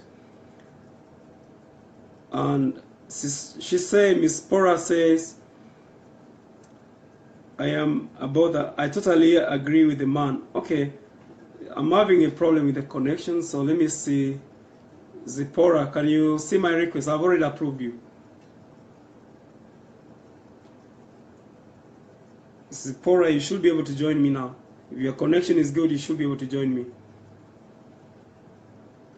Okay. Mr. Joseph, hang around for a second. Don't go. Joseph, get to a good area. Go to a good area with a good connection and come on the show and talk to us. Mr. Joseph, you are next. I've already approved you. Look, do what you did yesterday to get connected. You have to look at the icons on the bottom side of the screen. Okay, I'm gonna try Daniela again. Hope she can come on the show. I'm having trouble getting people on, probably because of internet connection. And hope I can get them.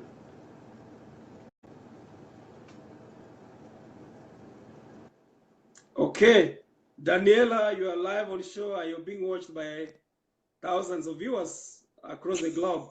What's your opinion? I mean, we have this issue of transition whereby people are so happy in their marriage in Africa, but when they go to the US, it's all in the rocks.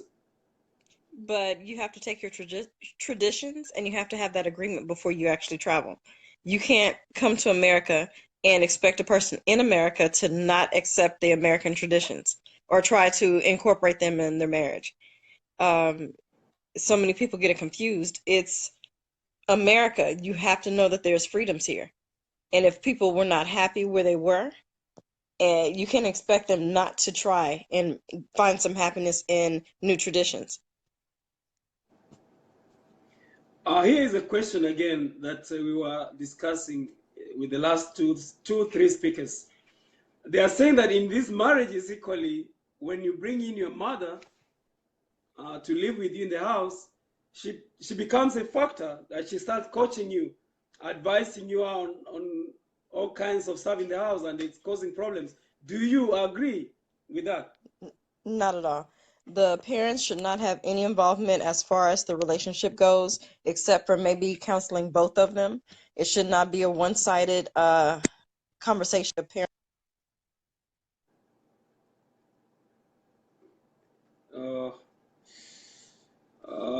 You are disappearing, Miss Daniela.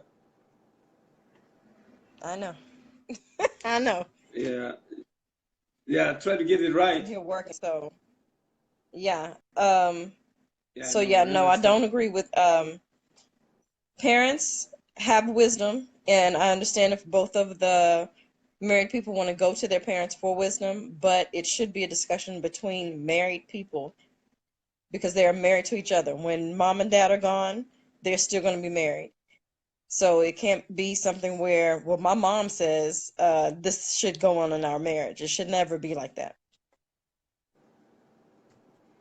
Thank you very much for your great advice, because we apparently have an issue, and I do understand it's a culture shock kind of, whereby you get to a new country with different laws, and you and me agree very well that the American system, women have more rights. They have really, the laws favor women more, than the male, because like now you pick that phone and call the police, they are coming hot. They're probably coming quicker than if it was the other way around. Do you agree with that? Very much so. I don't know a lot about African culture, although I'm trying to learn, but it should not be all one-sided. It should not be all male. It shouldn't be leaning towards the male either. It should be an even thing where if you're being abused, you should have some say in that. It should not be a welcome part of society for women to be abused. And I've seen that too often, where, rape is happening, abuse is happening, and no one's trying to help. It should not be acceptable in any culture. And I've seen it across the board where it's acceptable instead of something that's actually trying to be remedied. So once they get to America, they know that they don't have to take that. So, I mean, they have to have a strong marriage and a strong connection to keep their traditions if that's what they want to do when they move to America. I know people from Africa, they go to my church. They seem to be a happy couple. They've gone back to Kenya recently, but I don't see the issues where they are having problems with raising their children in this culture. They have their traditions just like everyone else who comes into into America. When you come here, you have to bring your traditions. You have to bring your strongholds with you and practice that daily. You can't just think that, oh, I'm going to a new culture. Just like these kids are growing up first generation Americans, you have to either instill your cultures or know that your cultures are pretty much done once you get to America. Thank you very much, Miss Daniela. I'm going to have you duck off for a minute. I'm going to introduce one speaker here. And he talked about two issues. One was the issue of unfaithfulness. But let's listen to him, and then I'll get you back. I may want to ask you a question, but after this speaker comes on the show. I'll be listening. Okay. Mr. Nyakundi Joseph, you're going to come on. Yeah, disconnect so that I can get Joseph here. Thank you, because I can't get a third person unless you disconnect. Mr. Joseph, this time do the right thing and come on the show. Oh, I couldn't yet until Manila leaves. I can't get Joseph. Okay, thank you. Joseph, you're coming on, and Miss Lenis will be happy to respond to you before she goes to bed. Mr. Joseph. Yeah. A lot of people. Man. Yeah, I'm doing good, brother.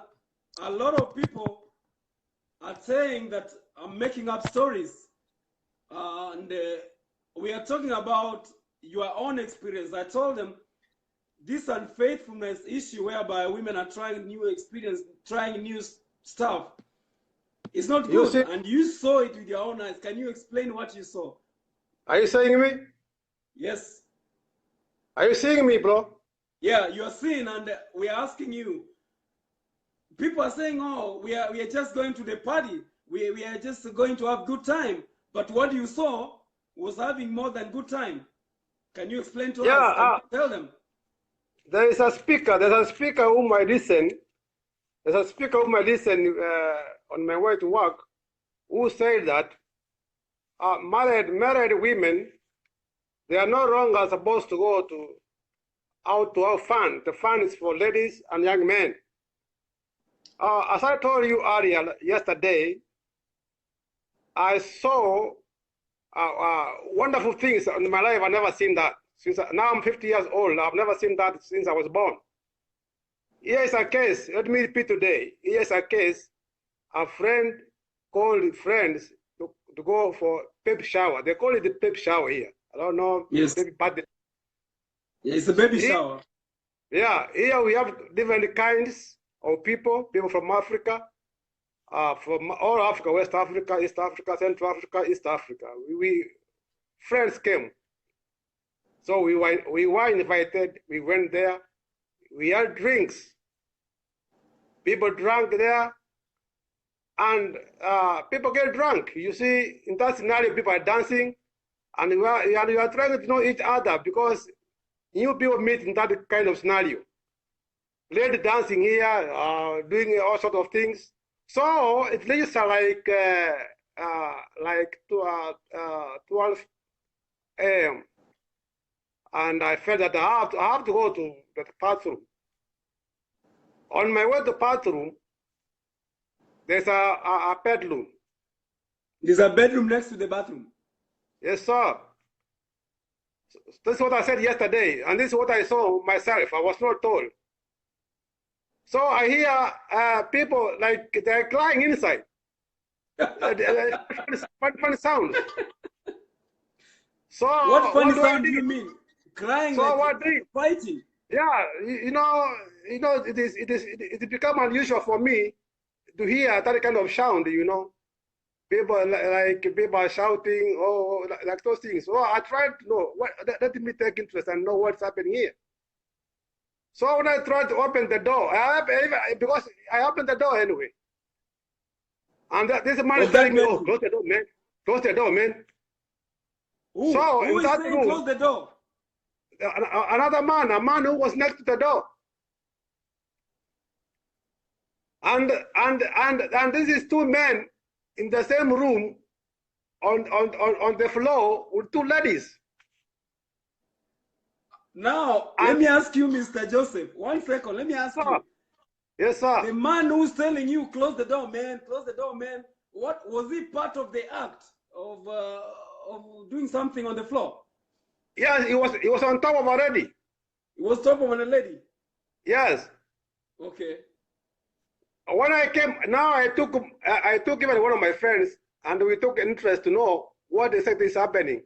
I came to realize one lady has left a husband in the house and is coming to have fun, the fun they are talking about. Okay. And the husband is far away in the house with the kids. Babysitting the kids in the house. Yeah, and the lady and the woman's here doing fun with another African man from the same country. That's Kenya. And when they come out, because I waited until they come out, I was in a corner waiting for them to come out. They come out as soon as they have done nothing. They start dancing there on the floor, man. Did they go and Shower. So we were trying to address what makes a man to kill a wife in the United States of America. What is about all the killings? The killings is about unfaithfulness. Because a lady goes outside, have fun there with other men. When it comes to the house, he doesn't have fun with the husband. So the question arises. She's already too tired to do anything. Right. And this, like, that's one part. Another part, what happened in New Jersey. A friend of mine is telling me that it's the same thing. This is because of being unfaithfulness. The woman was going out, coming in late, coming in late, going out, coming in late, no having fun with the husband for a long time. So when the man was complaining, the woman is telling us, this is America, man. This is America. If you just talk with me, I simply call for you police. If you are tired with me, you must just give me a break. And this is a lady you are brought from Africa with all your costs. So I was asking, that is the major issue why the killings are alarming in the US. And I was asking the ladies, like the ladies who talked here later on, like from Ohio and from UK. What is an African lady? Ohio and UK. From Iowa, and the other one is from the UK. These ladies, I heard that they are too constructive. What could they advise their ladies from Africa to abstain from being unfaithfulness? Because this is the major cause of the killings. There's nothing else. This is the bad evil. Even the Bible points this: a woman should be faithful towards his husband. This is a major issue. What they're killing one another. Not about the money, not about anything. This is a being unfaithfulness, and because the law of this land is favoring them. This lady on the show from America. This one, I hear said one thing. This lady, I know Damera, I don't know. This lady who standing. Daniela. Yes. She talked. I just support her. She said like this: whenever you comes from, do not forget your culture. Don't forget your culture. That now you're in America, you must do away with your culture. You must enforce your culture wherever you are. And Mr. Joseph. Yes, sir. I have a question for you. And two ladies, Lynette Obure and Lenny Soenga, and another lady came here and said they should be allowed, the ladies should be allowed to have fun. They should leave their husband in the house with the kids so they can go out and have fun. What is your reaction to that? That the ladies should also be allowed to have a ladies' time out there, attend the baby shower, attend a ladies' tennis club? That is too dangerous. To a married couple, too dangerous to me. Because in the ground, when these people are drunk, they can do anything. They can do anything. So because I witnessed that one, what the lady is drunk or not? This is where they meet. There's another lady who said there that where they work, there was a man who wants them. Maybe they would meet the same place. So a married lady must be in the house taking care of the family. A married woman, a married man must be in the house taking care of the family. These two people, man and a wife, should be in the house taking care of themselves. Why are they going to dance outside there? If they want to mix up, listen.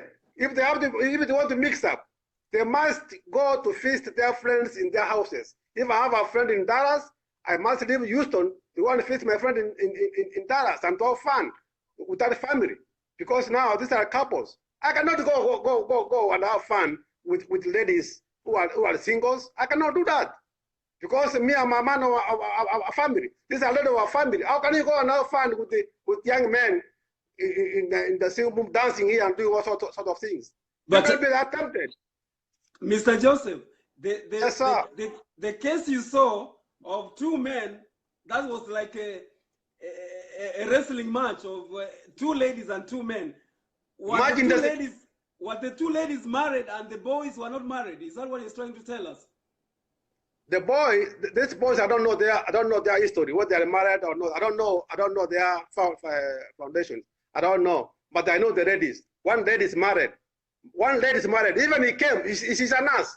She's a nurse. She came in with uniform. She changed the uniform in the house. She went civilian. She was coming from work.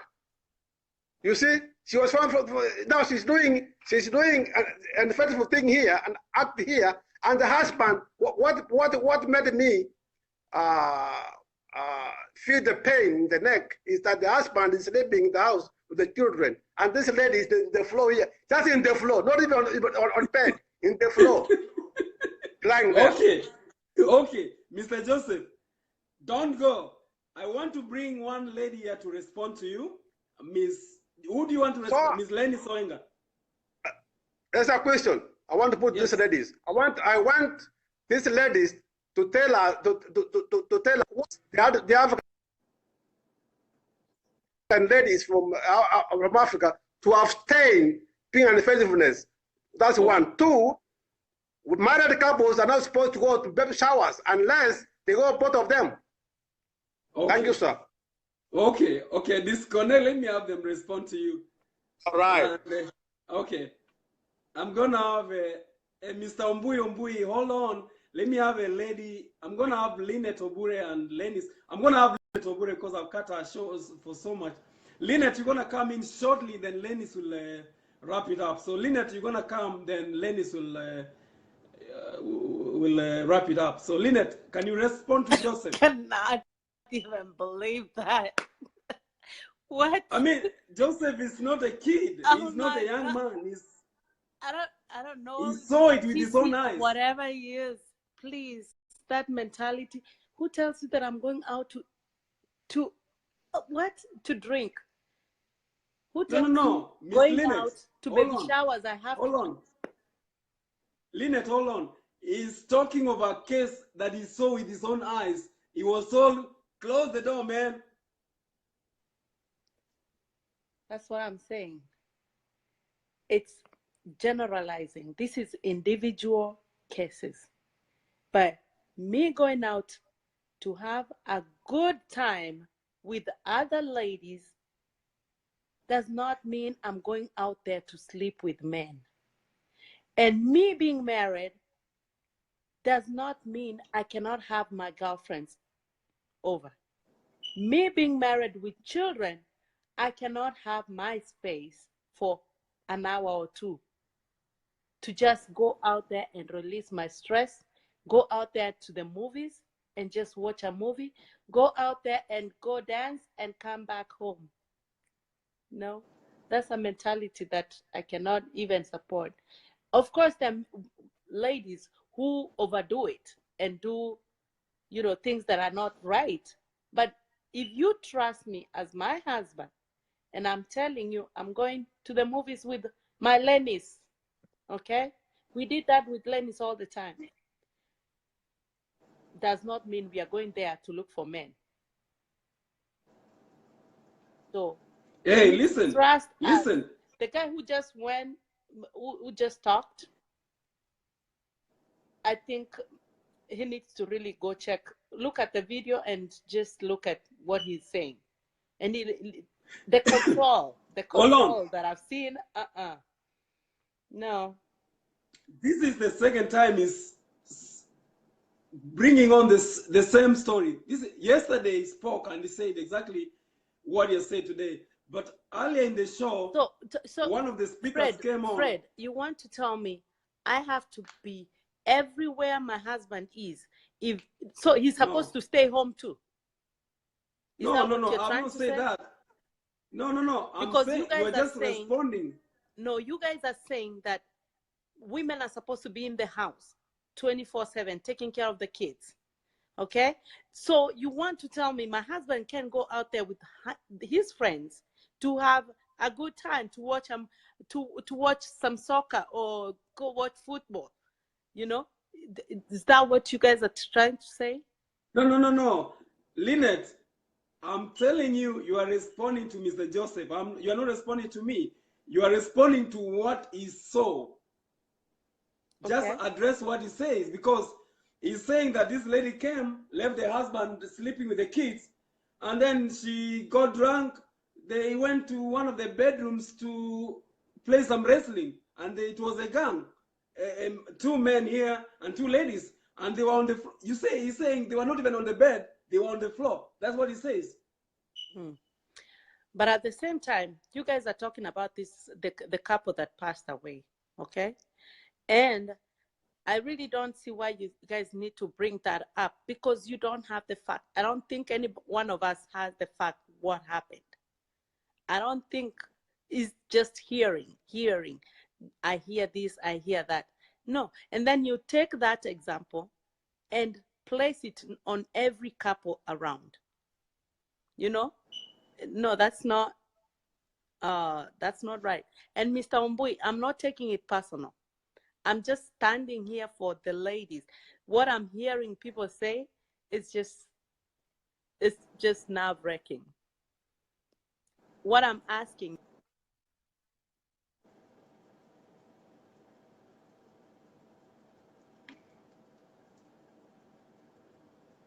Lynette, you are disappearing. I don't know where the problem is, but seems like you are disappearing. Lynette.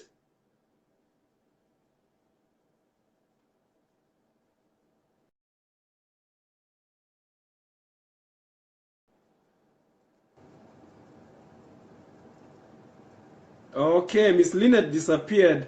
I'm gonna have Lennis respond. Miss Lennis, can you respond to Joseph?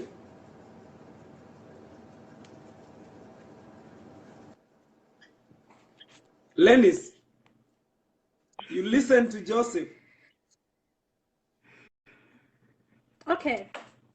First of all, I have to say that whatever he saw, actually, for anybody to leave their spouses at home and lie to them and go doing other things is not a good thing. That was wrong. But I want us to define what it means by having fun. Like Lynette said, we know we have children at home. I never drink. I have never drank. I have never tasted. I don't even know how it tastes, even wine or anything. I remember when Lynette and me used to stay in the same state, we could go to Lynette's house, or we come to my house, or if we choose to go to the mall and do shopping for an hour or two, get away from the kids, at least change the environment, and so that you don't die in the house with the children. We know how children are. They take us, they wear us out. Okay, when I got out of the house and I went to shopping with another lady or go to the baby shower, he said baby showers, oh my goodness, baby showers have to happen. And when we are going to the baby showers, we are not going there to sleep with men. If that thing happened with one person, it should not be generalized that every woman is going out to sleep with men. Number two, if someone has that character with them, it doesn't have to be that she's going out to have time with the ladies for her to do that. She will still cheat on you even if she has never gone out to have time with women. She can actually cheat on you when you are in the same house. I have this story of a lady that lied to her husband that she's going to work. The husband went to bed. They didn't have kids yet. He went to bed. She pretended she's going to work. And actually, the guy came outside in the parking lot, their house in the driveway. And that's where they did what they did. They finished. The lady, the man is in the house sleeping. She cannot even think that the guy may even look through the window and see what's happening. So if a person is dirty, they are going to cheat anyway. It doesn't have to be that she's going out. And actually, if I know that I'm going to do those nasty things, I will not even tell him that I'm going out with women to have time. I will just lie to him that I'm going to work. And I go to another man's house and spend the whole night there. Number two, he said that it was around 2 in the morning they were drinking. A woman with her family and her husband at home, I don't think the husband knew that she had gone to a baby shower. Maybe the husband thought that she was at work, because you said that she came with uniforms and then she changed to civilian. That's what you Civilian. said. Yeah. Yeah. So if that means the husband knew that the woman had gone to work, she was at work according to him. And these baby showers we do, all these women out thing that we do, it doesn't take the whole night. What is a woman with children doing out at 2 in the morning, leaving her husband home with the children? Don't you think that is a woman that is out to do things anyway, you know? Yes, yes. It doesn't matter whether we are going out for shopping or just going to have coffee at Karibu Coffee with Lynette and talk and laugh out and go back home. We need to get away from the children. We need to get away. We need to get away and go out there and at least have fresh air. So for a man to tell you that you are supposed to be in the house, you should not get out of the house, that is a controlling spirit. Number 2, unfaithfulness comes especially with women. Like most of the women, I sometimes go live on even there's this group that we have, Kenyan group, that I go live and speak. Most of women, what I've seen in my inboxes, if a woman is cheating, probably she's so very much mistreated in the house that she finds herself, like her head is not even thinking straight, and she finds herself doing other things out there. If you treated your woman well, if you made your woman feel that she's loved, if you respected your wife, she's not going out to cheat. The same thing happens to men too. If you treat your man as a like nothing and you are disrespecting him, he will go and find comfort out there with other women, you know? That is why we said that we should, number 1, we should make sure that we respect each other, we listen to each other. If I have something that is troubling me, my husband is the first person that I'm going to talk to. He should sit down. If I'm complaining, I have any complaint about him, he should listen and go think about it and see how we can do together. Do I go out with my husband? I go out with my husband all the time. We always go out with my husband. But Let me read a comment here and then you proceed. Wangare Munyoki Nzengu says, wise woman Lenis, she said, thumbs up. Naomi Maangi, make your woman feel like she's the only queen. James Abuga say, why can't you go with your husband to the baby shower? And Kellen Mwangi, well said, Mami. So Toto, you said it, you nailed it. And then Miss Kerubo Babakuru Atlanta say, remember, people make individual decisions. What the guy, Mr. Joseph, has said doesn't make sense. The guy must have wanted to participate in those acts. Oh my God. No. Joseph is in big trouble. And then Joseph is saying, hey, comment on what I saw. I saw it with my own eyes. So he's saying, comment on what I saw. He said, you are dodging. You are not commenting on what you saw. He saw 2 people, 2 females, and 2 men. He said, hey, please comment on what I saw. Don't duck. Yeah, whatever you saw it. And that there's no way that I'm going to support what you saw. There's no way that I'm going to support that woman and say that she did a good thing to leave her husband back home with the kids in the house and go sleeping with other men. There's no way I'm going to support that. That was wrong. And that actually means that that woman can anyway do that.